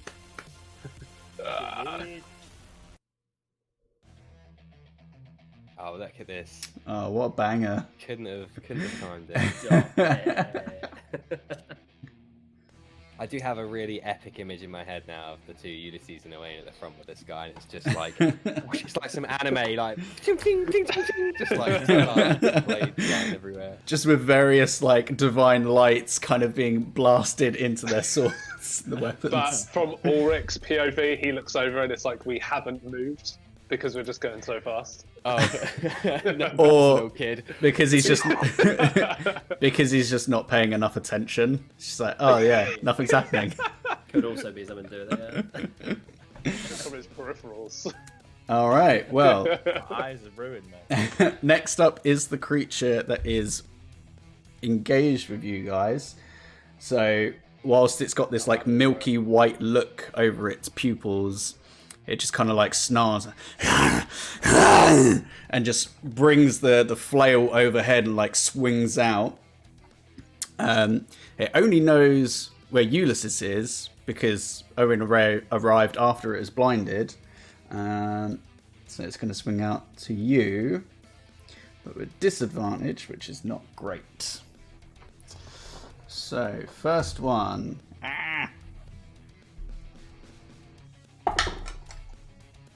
That is disadvantage. That was actually even better. 22 to hit. Yeah, that'll do it. Okay, so you take 11 points of bludgeoning damage, and then I need you to make a wisdom saving throw for me. Base stuff. That's 25. Yep, that succeeds. Next attack. That's going to miss with a 3 on the first one, even with disadvantage. And then the third attack. Is a 4, yeah. So the first one kind of hits you and kind of smacks off of your shoulder, and it doesn't. It's not like a full-on hit. It kind of rolls off, so it kind of scrapes more than anything. But then the second 2 are just kind of swinging wildly and almost hit you, Owain, and you kind of like duck out the way as he's just kind of wildly swinging this flail at you two. Did I get any sense of why I had to roll a wisdom save? What I was trying to do? Not sure. Just something about him hitting you was had some sort of an effect on you. I was like, Nani? Nani. Okay. This guy is going to get as close as he can. 5, 10, 15, 20, 25, 30. Yeah. And that's the maximum it can move. Need Cut more. off the head. Big ass cluster over here. Cut off the head and they'll run away. Yeah. Yeah, we got it. We'll scratch these happy grubs. Grab. Okay, so it's going to make an attack against. Oh, excuse me, sorry. Ulysses and Owen. So against Ulysses. No, that's a 4. And then against Owen. It's a 2. Oh, I'm rolling fucking great right now. I'm loving life. This is such great RP rolling. So one just goes like whooshes over the top of your head, Ulysses, and then for you, Owen, you just hear like the sound of like something impacting wood, and you just kind of like turn to your right and just see an arrow sticking out of the wagon next to you. All right, Quinn, it's your go. I'm scratching my arse over in the long grass. Oh no, not quite, because Ulrick is even more scratching his arse over there. If I He's got like 40 feet of movement though. Okay, cool. So I will if I can see him. I will use my movement to get like back in up here with Sabine, and basically we can have that conversation we were going to have earlier on. Yep. Say, I forget what you were going to ask, Sabine. Where they all at, basically. Where they all at? Well, through those tents to the north ahead of us is where there was the other ones I saw, and then there was some to the northeast, if the map is compass correct. Yeah, more or less. would they have heard what's going on by now? We would have at least seen those flashes of like Yeah, like light. yeah, you're seeing like flashes every now and again. Perhaps they'd appreciate some rear guard, the reinforcements. Let's fucking go. However, saying that, if I could dash to get in a bit closer, but what I will do instead is cast haste on Sabine. Nice. That's my You action. naughty, you teasing me. So I do that Gears of War run, fat Dark Souls roll. 'Cause I'm not wearing any armor, but I'm just shit at rolling. And roll over and say, let's head north, and this might help. And it's the most awkward social interaction you've ever seen in your life. Simon will know where the guy is on that dating show where he's trying to kiss that woman. I'm just like to like shake your hand, and I'm like, yes, here you go. This will help, and just kind of touch you lightly on the shoulder, and you've got haste, and that's me done. That's so Finn's good. just like, don't be weird about it. It's okay. Hey, don't be weird. It's a difficult spell to cast, and you have to be precise. Anyway, So what does haste give me? Sorry. double your speed, 2+ AC, and advantage on dex saves Oh, And another hell yeah. action. to Haste is shoot like or my stab favourite someone. spell ever. Stop it. So you're gonna get in there, and you're gonna fuck shit up, I'm basically. basically Terminator. So Yeah. Yeah. That's it. And that'll be me. All right. Pulling up the rear, Ulrick. Here we go. Hi. Who can I see, if anybody? from your angle. Why is it not working? I see him. Yeah, you can see him. You boys have obviously got the big guy covered, so I'm gonna spin round. Adrian. Adrian. Oh, please, all three of you gang up on that guy. That would be so fucking great. Do you want me to? Fully circle. I mean, I could. It's like that JoJo meme of just the two people beating that guy up on the floor, and then Ulrich's just like. You know what? Yeah, fuck it. Not that I was influenced by any of that at all. This is Ulrich's decision. Boom. Well, what can I see him from there? Is that okay? What do you want me to do? Daddy DM, tell me. just seeing how much movement you would have had to use, because aggressive means you have to move towards a specific target. Correct. All right. Yep. So either's fine. Yep. Cool. Nice of you to join the party. Let's fucking do this then, lads. Let's go. Shall I go for the head or the legs? Should have gone for the head. That is a 27 to hit. 27 hits. Nice. Check Jesus 'em out. Christ. That is 10 points of damage. 10 points of damage. And I will, on the upswing, get him one more time. That's a natural 20. Right there. Yep. That seems about par for the course. You're getting dicked on tonight, aren't you? It's fine. I'll probably roll like a 1. It's okay. Didn't roll a 1. What's that then? That is...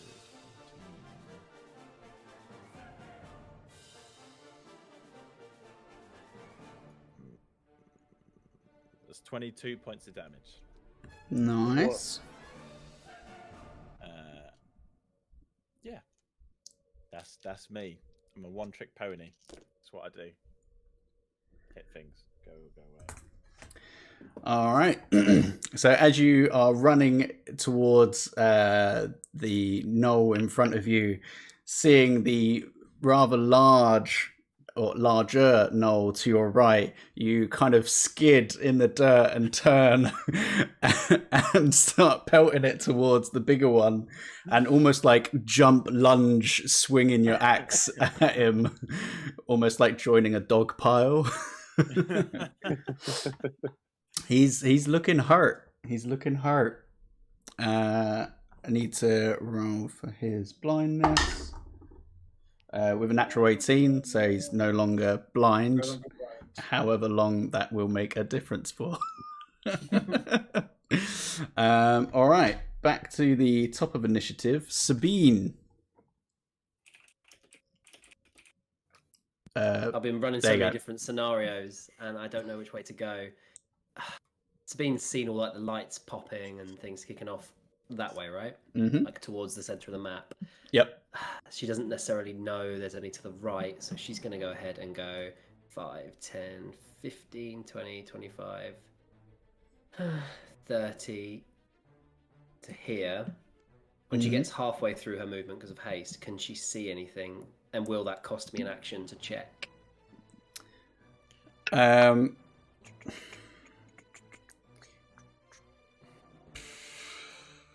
I'd say because you've got your hasted action, so you could use that to have a look around if you wanted to.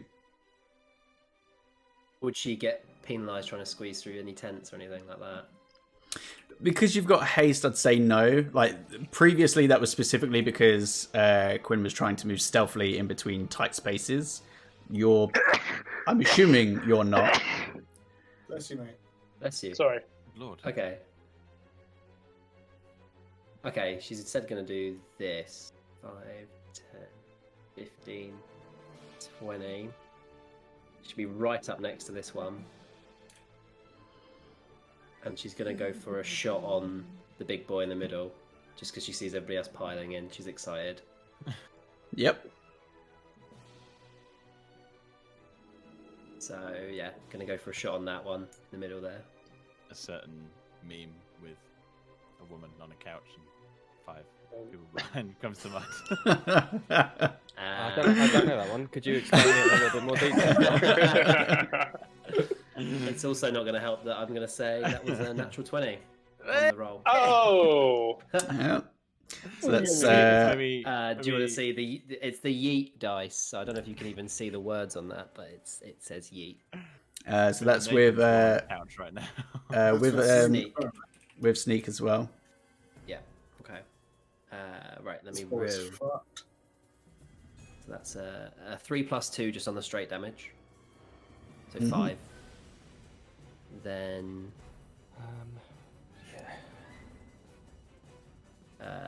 11 on the sneak.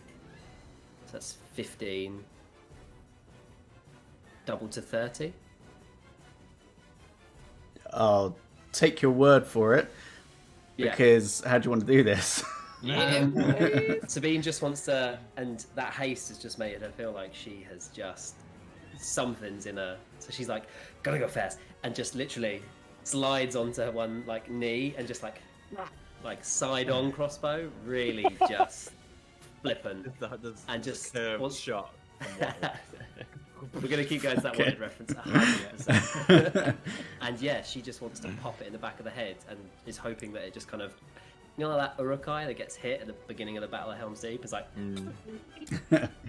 just slaps the ground in front of the 3 boys, and you just see Sabine stood there. It's like, yeah. And then she's gonna go for 2 shots on the one that's next to her as well. All right.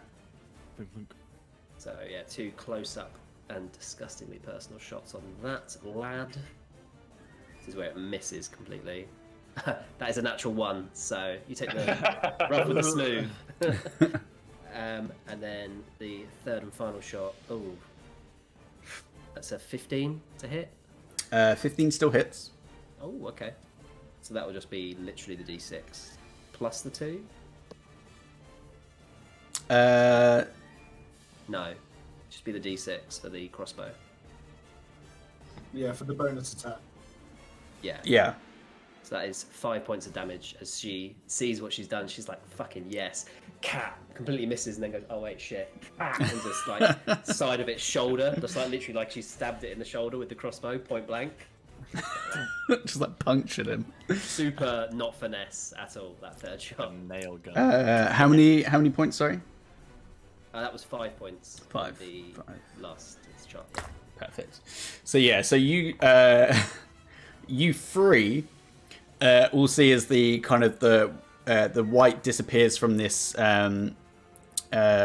large knoll's eyes, and they almost like kind of dilate, kind of seeing all of this like fresh meat in front of it, and just as it kind of like goes to like raise its arm up and like lift up the flail, you just see the tip of an arrowhead stick through its head as it just kind of drops to its knees and just kind of falls backwards. I like to think all at the same time. The 3 of us just turn in Sabine's direction. She's just on this like, yes. Like a Tuscan Raider. Very much Tuscan Raider. All right. Right, now there's just 8 more of them. It's fine. They'll run. They're little baby boys. We've got this now. Okay. Ulysses, it's now your turn. Well, there's still one in front of me, so I've got to go and hit him, right? Mm-hmm. So I'm going to move up. First attack. It's 11 plus 8, so it's 19 to hit. That hits. Beautiful. Let's pop a Divine Smite in. And I'm also going to use my Channel Divinity, which is... quick look here. I can never remember exactly what it is. My Inspiring Smite. So I'll do the damage first. So that is 5 plus 4, so it's 9 slashing damage. And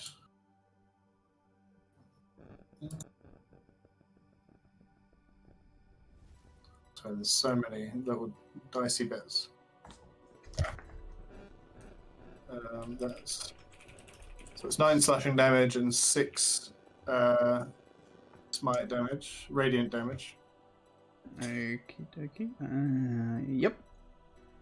And then I'm gonna do with my. Got to find it. Inspiring smite.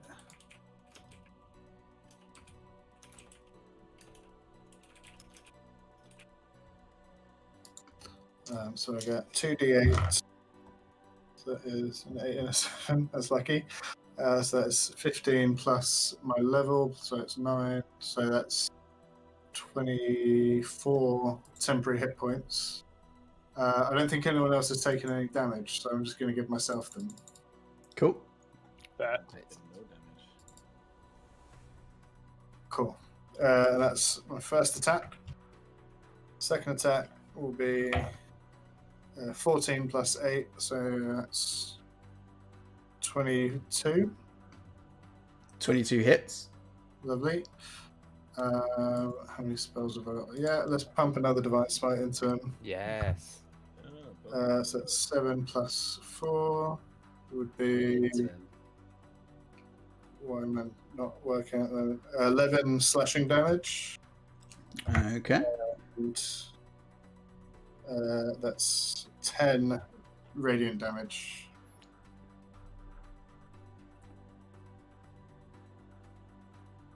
Just having seen this big guy go down after taking such a bludgeoning from all of this, I'm really like kind of cocksure now. I'm just like swinging as I'm heading forward, just like, yeah, fuck you.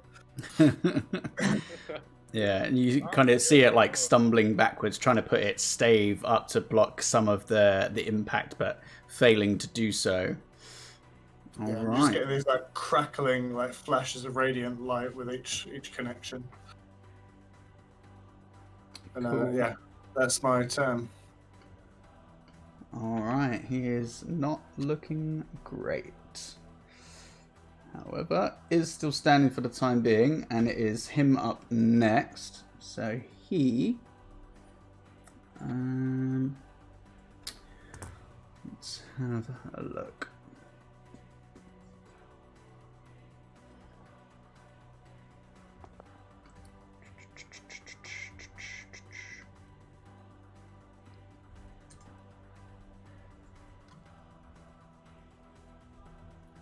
Let's have.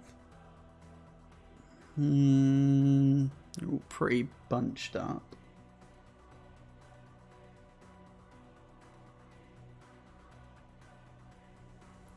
Right, since that last spell didn't work on you, he is going to. Fuck it, he's going to try and cast the same thing, but on Ulrick, since you're a big boy.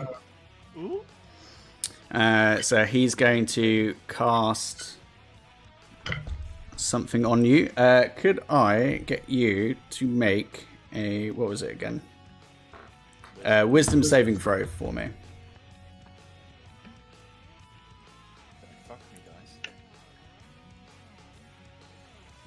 Fell out and then went down the side, but I'll keep what it is. It's a 2. 2.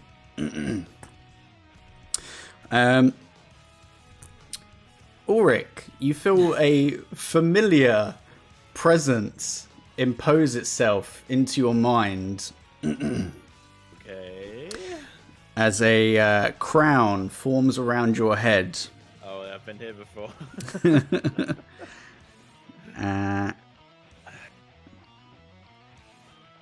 this how your first character dies? Okay. With that, shit. He is... fucked up the order of that one. Okay, he's going to have to stay where he is. Cool.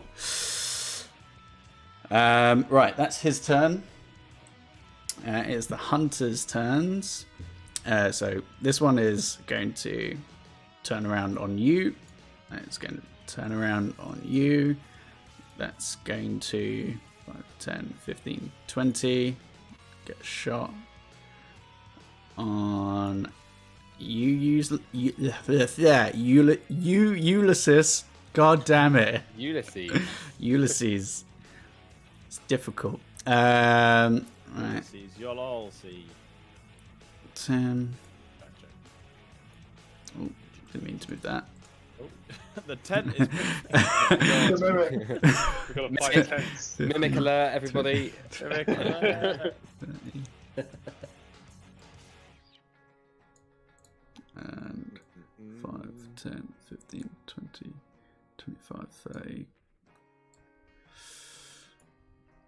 Right. Okay, so.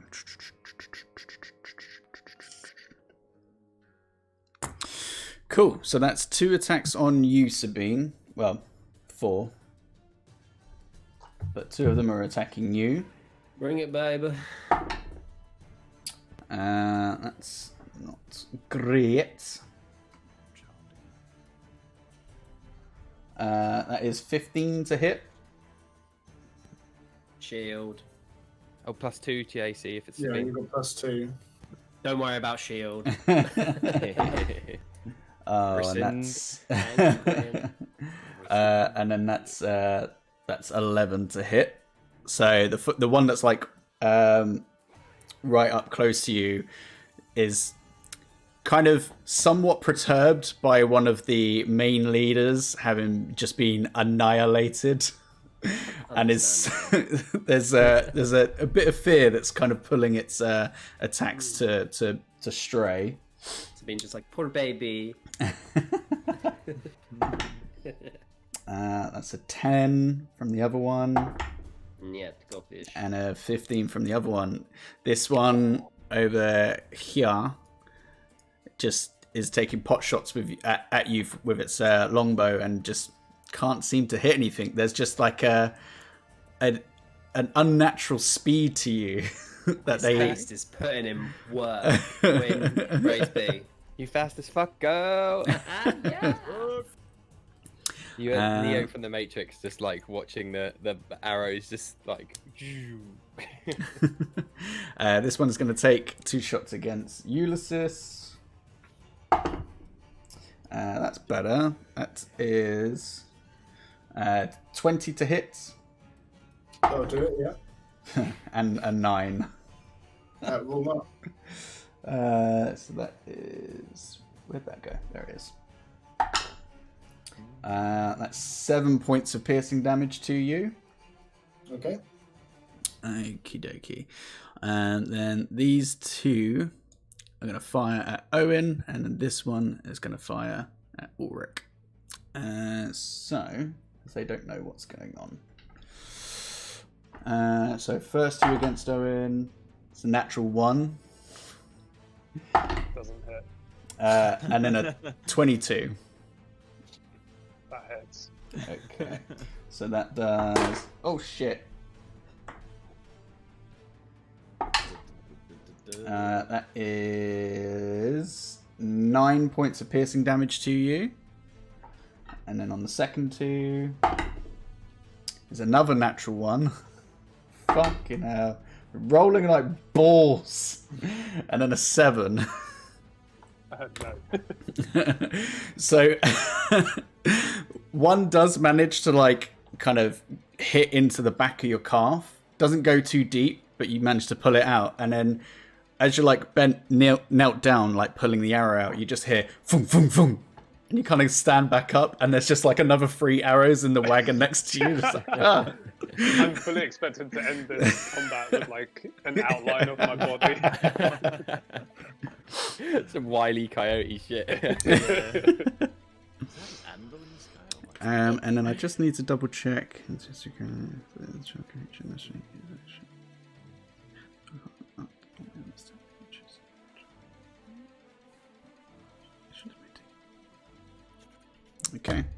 it's not affected by it.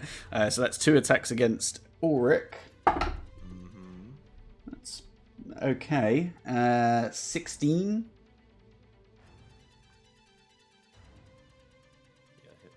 Yeah, okay. You're raging, so I don't know why you're pouting about this. Because it would have not hit. Well, look at it this way. You take 2 points of piercing damage. Don't know, so mate. It's a hard life you lead. And then that's 15 to hit. That is my AC, yeah. Hits. And then that is 3 points of piercing damage. Watch out, Ulrick. Big damage. Calm down. That's a lot of damage. How about a little bit more? For whom the bell tolls, indeed. However, for you do feel these arrows sink into you, but right now there's just a voice in your head saying, "Kill them all." Okay. It is Ooh. Owen's turn. Yeah, so seeing all these arrows kind of like come at him in his direction, he grabs his emblem and like smacks it against his hammer, casting the spell as a bonus action, Divine Favor. So all that does is it gives me an extra D4 radio damage for the next minute, and then doing that properly makes his way over to. I'll go with this lad because he's less surrounded, and if I can, 5, 10, 15, 20, 25, 30. Can I get there without causing opportunity attack? Right Where? there. Oh, yeah, that's fine. Yeah. Would he be flanked or not? No, because there is no one on the opposite side. Yeah, I'm done. It's just because I was behind him. Yeah, so I'll just. Can I? I know I should know this, but it's the first time I've done it. Do you know if I'd be able to stack Divine Favor and Divine Strike? Are they both spells? No. Do they have Divine like a Favor's spell. cost? Divine Strike doesn't. I think you can use that as many times as you want. Per attack. Yeah, just like Let's have a look. So it just says, yeah, on each of your turns with a weapon attack, you can deal. divine favor. So divine favor and then And Divine Strike. So Divine Strike, once on each of your turns when you hit a creature with a weapon attack, you do extra damage. Divine Favor.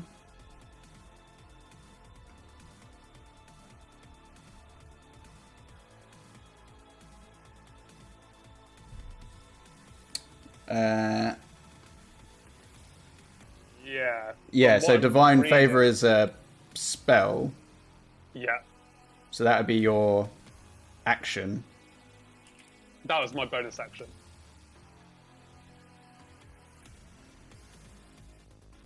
It is a bonus action, Divine Favor. Yep. Okay. Yeah. So that So- should be fine. What thing are you talking about doing, Simon? Divine Strike as well. Yeah, that's fine. Yeah, from what I've read, I just quickly Googled it and Yeah. Divine Strike is just an additional It's thing just- to your attack. Yeah. yeah. Cool. Right.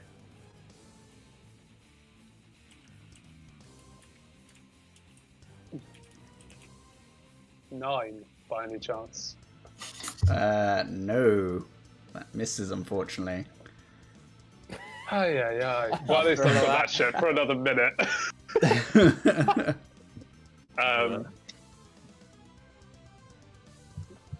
Yeah, no, that's cool. Cool. That's all I can do.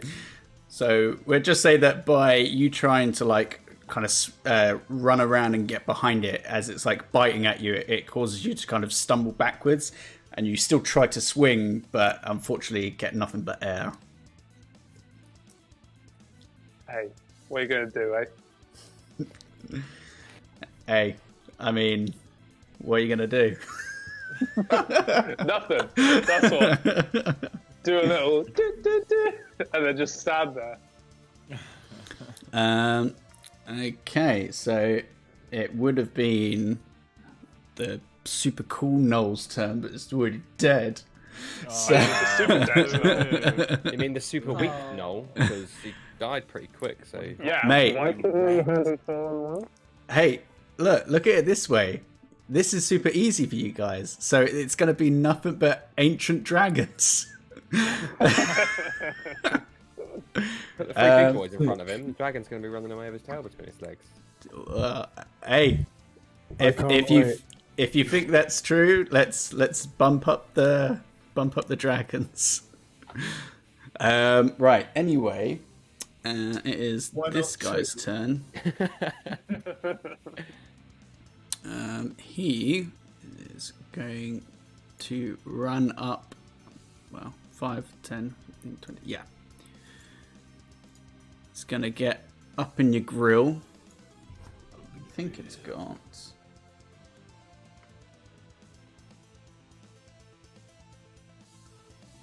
no, it's going to stay there.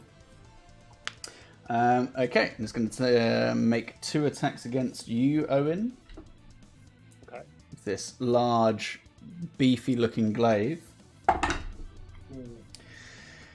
Oh boy, that is a 13. Nope. And a natural 1. That is like 4 natural 1s. What a shame.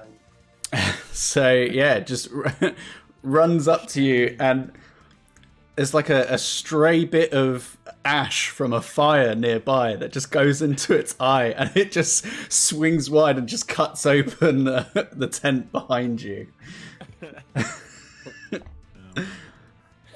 Oh, this has been great. Quinn, it is your turn. Hello. I'm going to push forward here. I'm like, it sounds like a fucking battlefield is going on, just behind these tents over here. So I'm like, let me just poke my head forward. Actually, yeah, where are you? I'm like, Spotted you. Yeah, there you are. I'm a postcode mate at the moment. I'm gonna poke my head through here, and hopefully this opens up a little bit more. This thing. Yeah. So you see the one that is engaged with Sabine, and the one directly ahead of you. How's that one that's engaged with Sabine looking? Is it looking like it's taken a crossbow bolt or 2 at the head? You could make an insight check if you wanted to use your bonus action for it. Otherwise, who knows? So no, it looks pretty gnarly. Can I see the rest? Can I see this one? Yeah, you can see that one directly ahead of you. How far away is he? Shit. There you go. There's me counting like a schmuck. And then I've moved. I could probably squeeze in to maybe about there. Yeah, they're just like little bales of hay. Take a load off. Yeah, they've got this. Take a seat and fire off some shots. Another RuPaul reference. Oh, okay, so that guy is within 30 foot. Okay, I'm going to cast Blight on that one that's engaging Sabine. You naughty boy. Lights and smites. Actually, do you know what? I will do. I'll take that bonus action, sir. Yep. Insight.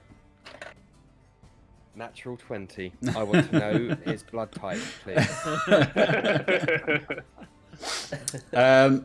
What he had. He is not looking great.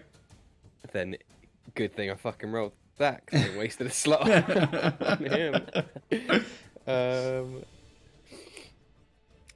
In which case, then, man, my wizard is like weird. I've got like 3 attacking spells.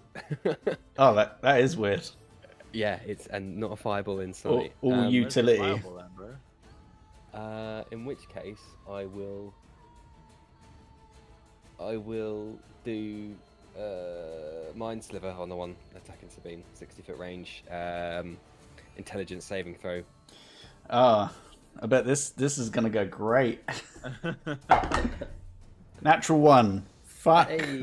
my life. What is going on over there? Jesus. You I'm got gonna cursed dice. fucking burn my dice. Yeah, I think All right then. Mind Sliver is 2d6. Wow, it's loud. It's only 4 points of psychic damage, but he has shitty saving throws, so Okay. do remind me.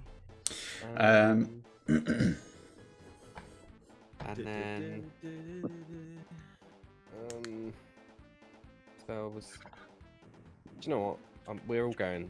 We're blasting our loads here. So I am also going to Misty Step here, and that's me done. cool. Nice. Um, Up in there. right. Okay. So.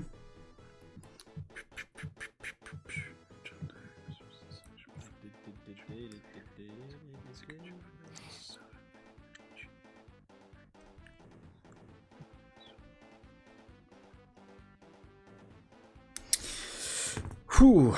Okay. They're gonna run away now because they're little baby boys. That's what you're debating.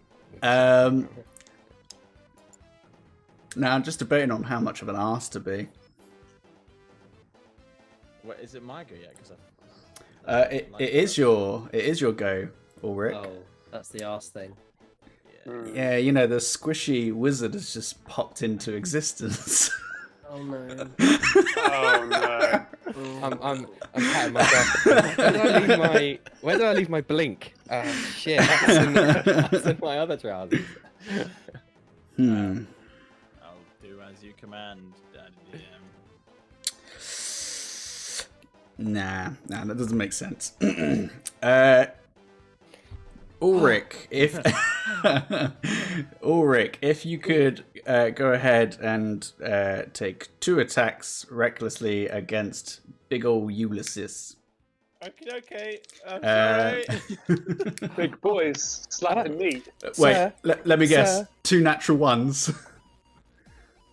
It's a 20, Natural right? 20. Yeah, baby. It's not. Why? Because I'm gonna cast a reaction spell. What reaction spell? Temporal Shunt. Oh. I fucking hate that spell so much. I am like Saved by the time. rock wizard. hard. So talked. Nicholas has given me the most peculiar look. Weird. One reaction within 120 foot. When a creature you see makes an attack roll or starts to cast a spell, they must take a wisdom saving throw. So I've just bamfed into here and seen Ulrick start to wail on Ulysses and been like, That's not right. stop it. Wisdom saving throw. Yes. To not attack or to attack something else? To be disappeared out of time for 6 seconds. Oh, right. What do I have to roll? With save. With save. 15. Nah, bullshit. It'd be 18, bro. You vanish. I'm gone. I'm done. Oh my god. Hey. Who That's needs lit. fireball? Clutch plays right here. You Clutch can fuck plays. with time, so that's better than a fireball. As the axe is coming down, just Yep. Like a hair's breadth away from you, just like. So yeah, you almost you feel like a gust of wind coming towards you, Ulysses, and you turn around and there's just nothing there. embrace for a second. Just like, What's up? All right, Sabine, it's your turn. Okay, so can Sabine move here without leaving this boy's melee?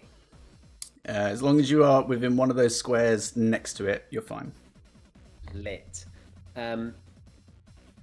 With Sabine's kind of knowledge of gnolls and fighting them in the past, can she tell that this one that Ulysses is engaged with is a cut above the rest? Just trying to justify what she might do next. I would make an intelligence check. Okie shit, she's got some good stats. That's an 18 in total. Didn't know she was that. Yeah, you can see that it is. Whilst the rest of them just seem to be operating with, claws and swords and bows, this one seems to be operating at a slightly different level, as it were. Lit. She's going to go for a shot on him, that one that Ulysses is engaged with, and then 2 on the one that's dead in front of her. Cool. Oh, wait. Let me get rid of that one. That's not there. My bad. Oh, did that one die? Yeah. Oh, the mind sliver get him, did it? Did Mind Sliver finish him off? How much Sad was it something again? It's It's like 4, wasn't it? It was pretty low, maybe 5, but not Yeah, it's huge. fine. Okay. No, he is still there. My apologies. Okay. No worries. Just Right, okay. not doing great. I'll So go 2 first. attack. Yeah, 1 attack on the one that's with Ulysses, prioritizing that first, and then 2 on the one directly in front of her. Mm-hmm. Okie dokie, that is 19 on the one by Ulysses.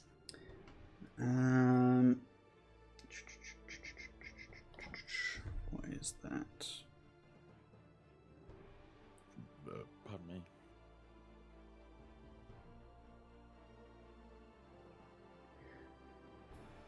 Oh shit, actually, No, it would have still I still hit. got haste? It would still hit. Yeah, I didn't even add haste. What would that be? Sorry, a D4. you don't. No, you don't. Haste doesn't change your to hit. You just get another attack. Yeah. But that hits. Oh. Okay, cool. I'll go for the attack. So that is 6 on the like initial damage just from the crossbow, Mm-hmm. plus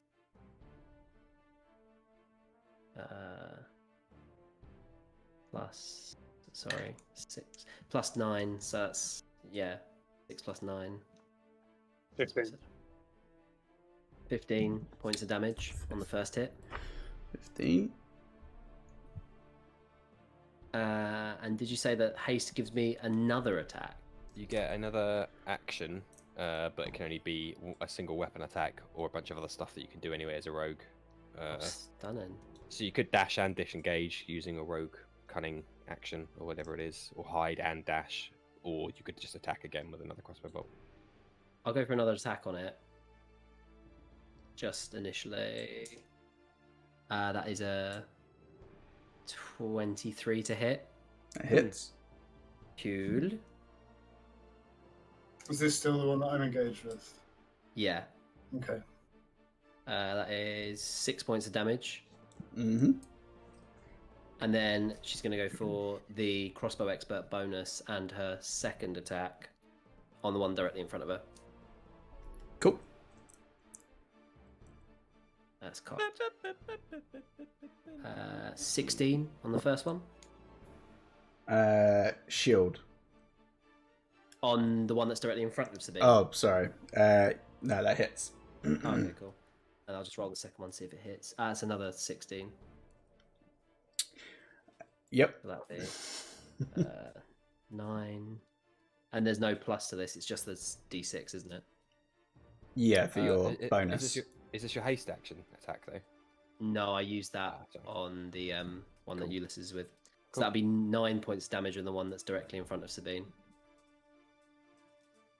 Wait, you only attacked the main one twice, didn't you? Main one twice. Because you get 2 attacks anyway. So you get 4 total. Yeah, so I've taken 2 on the one that's with Ulysses, Yep. and then 2 on the one that's directly in front of Sabine. Yeah. Yeah. So one of them would have your bonus anyway. So there's another attack. No, the I'm so bonus to hit. confused. Yeah. How many attacks have you taken so far? 4. Yeah, so on all of them but the last one, you get the bonus. Okay, so add 2 points of damage to the main one, and then add 2 points of damage to the one in front of Sabine. Once. Yes. Okay. Help me. Yeah, that's right. Help. Snake. 4 glasses of wine. Yes. So how much damage to the one in Oh. front of you? 9 points. No. 11 points of damage to the one directly in front of Sabine. Nice. Right. Okay. Got there. Fucking hell, so sorry. That was a journey. Yeah. I feel like I've done GCSE maths again. So. So with unnatural speed, just loading up your crossbow and firing them 2 off at the one engaged with Ulysses, and then just to the one in front of you, just kind of grabbing up onto its collarbone and just sticking it straight into its chest and like pat pat, as it kind of using its weight, you kind of chuck it off to the side and kind of like look around, ready to fire again. She is living the dream. I'd like to think with one of them, just for flavour, with one of the shots on the one in front of her, she shoots it, pulls it out of him, loads it again, and shoots him. Just to fuck with it. Just That's so good. fuck you, bad. Okay. Next up, Ulysses. Let's fucking finish this motherfucker. Yes. Yeah, baby. Great. 14 plus 8 to hit. 22. Yep, that hits. Cool. Let's do one more smite, shall we? Yes. One more. Smite him up. Smitey fine. Excellent. So that's 12 plus 4, so it's 16 slashing damage. And 8, 9, 10, 11, 12, 13 radiant damage. How do you want to do this? Yeah. What I'd quite like to do is grab it by the scruff of its like mohawk, and then hold my axe against its head and just push through. And then there's like a flash of divine light, and I'll hold its head up and Nice. just turn around to the rest of the gnolls, and just kind of like present it and be like, "What do you want to do? What do you want to do?" You wanna fuck on me? Is my movement still reduced? I don't know if you got hit Not by an anymore. arrow. No. So yeah, so it'd be Rego. Cool. So I've got another attack. So I'm gonna go to this fella and then hit him because he's right in front of me, and I'm like, yeah, fuck it. Oh no, one dice. That's really not so good. But it's 12 to hit. 12. Just misses. Okay, that's fine. So yeah, like having just dropped this down, I'll kind of like feeling it a little bit, like stumble over to this guy and like swing, just be there ready. Yeah, with like different beads of sweat kind of pouring down your brow. Yeah. But even though you missed, you can still see there's a severe look of fear in this animal's Yeah, that's eyes. Fuck these gnolls, man. Fuck 'em. And And like just around here, there's the decapitated head of that mage fella. oh no, they are aware, and as it Yeah. is now their turn, you just see, or you just hear a cacophony of and 5, 10, 15. Oh, 5, bye. 10, 15, Yeah, nice to have you. Come back next time. 10. These are for you. They Yeah. all start turning and booking it out into the darkness away from the light. That one is dead now.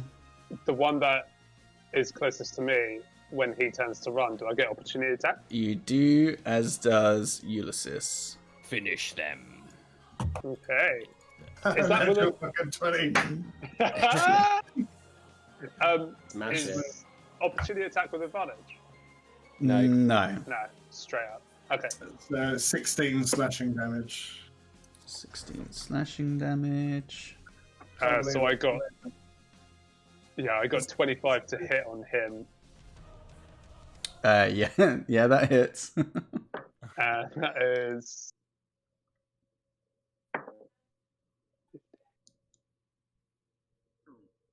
21 bludgeoning. 21. There it is. Nice. It's weird playing a character that can cause damage. I haven't done that for a while. Yeah, so as you, Ulysses, carve up the back of its spine, although not enough damage to kill it, you do manage to somehow sever as it just kind of collapses limp onto the floor. I do have a thing with my... I've got a feat called Slasher. If I deal a critical hit, I grievously wound it until the start of my next... Oh no, it's disadvantage on all attacks. But never mind that. It's a fun feat. Yeah. Oh, sorry, 2 seconds. Oh, and its speed's reduced by 10 feet as well. If that changes anything. So I'd quite like to murder it. Murder. Change the bloody record. Sorry, just trying to... There you go, that's the one I wanted. Leslie Tiller was fucking murdered. Well, yeah, as I say, you somehow manage to carve through its spine and it kind of collapses forwards in front of you as its legs no longer seem to work, as it's still trying to like crawl away. That's upsetting. I've just got bloodlust right now. That's cool. And then Owain also, as it kind of pushes you out the way, you kind of grab a hold of it and like kind of smack it into the back of the head, and you can see it leaves like a massive indentation into its skull, but it still still keeps pushing forwards, and with them kind of double speeding, kind of slowly disappear into the distance, minus the one in front of you, Ulysses, that is still just trying to like crawl away. You're gonna do him. I'm gonna kind of stand over him and then like kick him over, because I imagine he's on his front. Yeah. So yeah, I'm gonna use my foot to like flick him over so he's looking up at me, and just take the axe, not the blade of it, but like the flat edge of it, and just drop it on its head. And with a sickening crunch and squelch that seems to echo throughout this encampment, you feel pretty confident that anybody that wasn't engaged in this fight has certainly disappeared. However, nope, because that would have dropped when you died anyway. Yeah, you, Ulrick, kind of shake your head a little bit, and as far as you can see, everybody's dead or gone. Did I miss all the fun? Oh, hang on. Ulrick's appeared back, is he? Sorry, I missed that. Oh yeah, well it happens At the start of his turn. Yeah. Yeah, so for expediency's sake, we'll say that he just bamps back and no longer has a crown around his head. Ah, phew. Good. Ooh. Yeah, it would have dropped when the wizard was killed, right? Yeah. Ooh. Sabine just like wants to just shout like, Shit. "This is a total success!" To everyone. At which point I'll drop haste. So you're. Oh, she just like crumples. She's Um, fucking knackered. I'd quite like to move over to these carts and try and move them. Well, just in the interest of it being midnight, Oh god, yeah. we'll call it there. and we'll find out who exactly is inside and see if there are any survivors. What's going on? Oh, that's going to be the real fight. Yeah. Who knows? Who knows? But yeah, there you go. You took a apparently hard encounter and fucking blitzed through it in like no time at all. Burned through like almost all my spells in the process. Yeah. I didn't do shit all in that fight. I like killed 2 things and then was bamped out of existence for the rest of the fight. Yeah, sorry for taking a turn away, but it's Save me. want your turn anyway, so yeah. In a sense. Yeah. Right, let me get rid of that. I'm gonna get rid of this and turn that all the way down. There you go. Particularly loud. Yes. That's all right. Well, there you go. Nobody died. No. I'm doing something wrong. I don't know what's happened. It's really fun. Fucking It's like really, really good. 5 natural ones. Gee. Yeah, you're. And I think we got really lucky with a lot of nat 20s. Super lucky. Yeah. Really fucking lucky. Ugh. It was unreal. I That will. tenseness at the beginning, like sneaking around, assassinating, that was a lot for Sabine. I'm stressed. That was good. I think that's like the first time we've made a plan going into battle, and look how successful we were. I mean, to be fair, I guess that works. You did make a plan when you went into those mines. It just didn't work. Whereas this one, it was a similar vibe, but actually did work. So there you go. I think the secret ingredient was Monty. Oh Yeah. yeah. But No, he He is was the the MVP. He's the MVP. Yeah, linchpin. honestly. Every other part of the plan was pivoted on that. Mhm. You know, that single element. All right. Well, I think we're still, because things don't go back to normal for like another couple of months yet, do they? No. That's right. No. So we will again try to aim for 2 weeks' time, hopefully, if everything is lines up correctly. But yeah, I hope you have all enjoyed this. Thanks for stopping by. Went on a little bit longer than I thought, but that's always when you have combat in the tail end of a session. But yes, as always, go to all of the different social medias to follow for extra content and kind of to keep abreast of when we're going live. Feel free to check the back catalogue on either the podcasts, or if you want the video format, head over to the YouTubes. And of course, head on over to Thinking Critically if you want a little bit of extra content that's a little bit different. But yeah, we will see you all next time. Bye bye. Take care. Bye.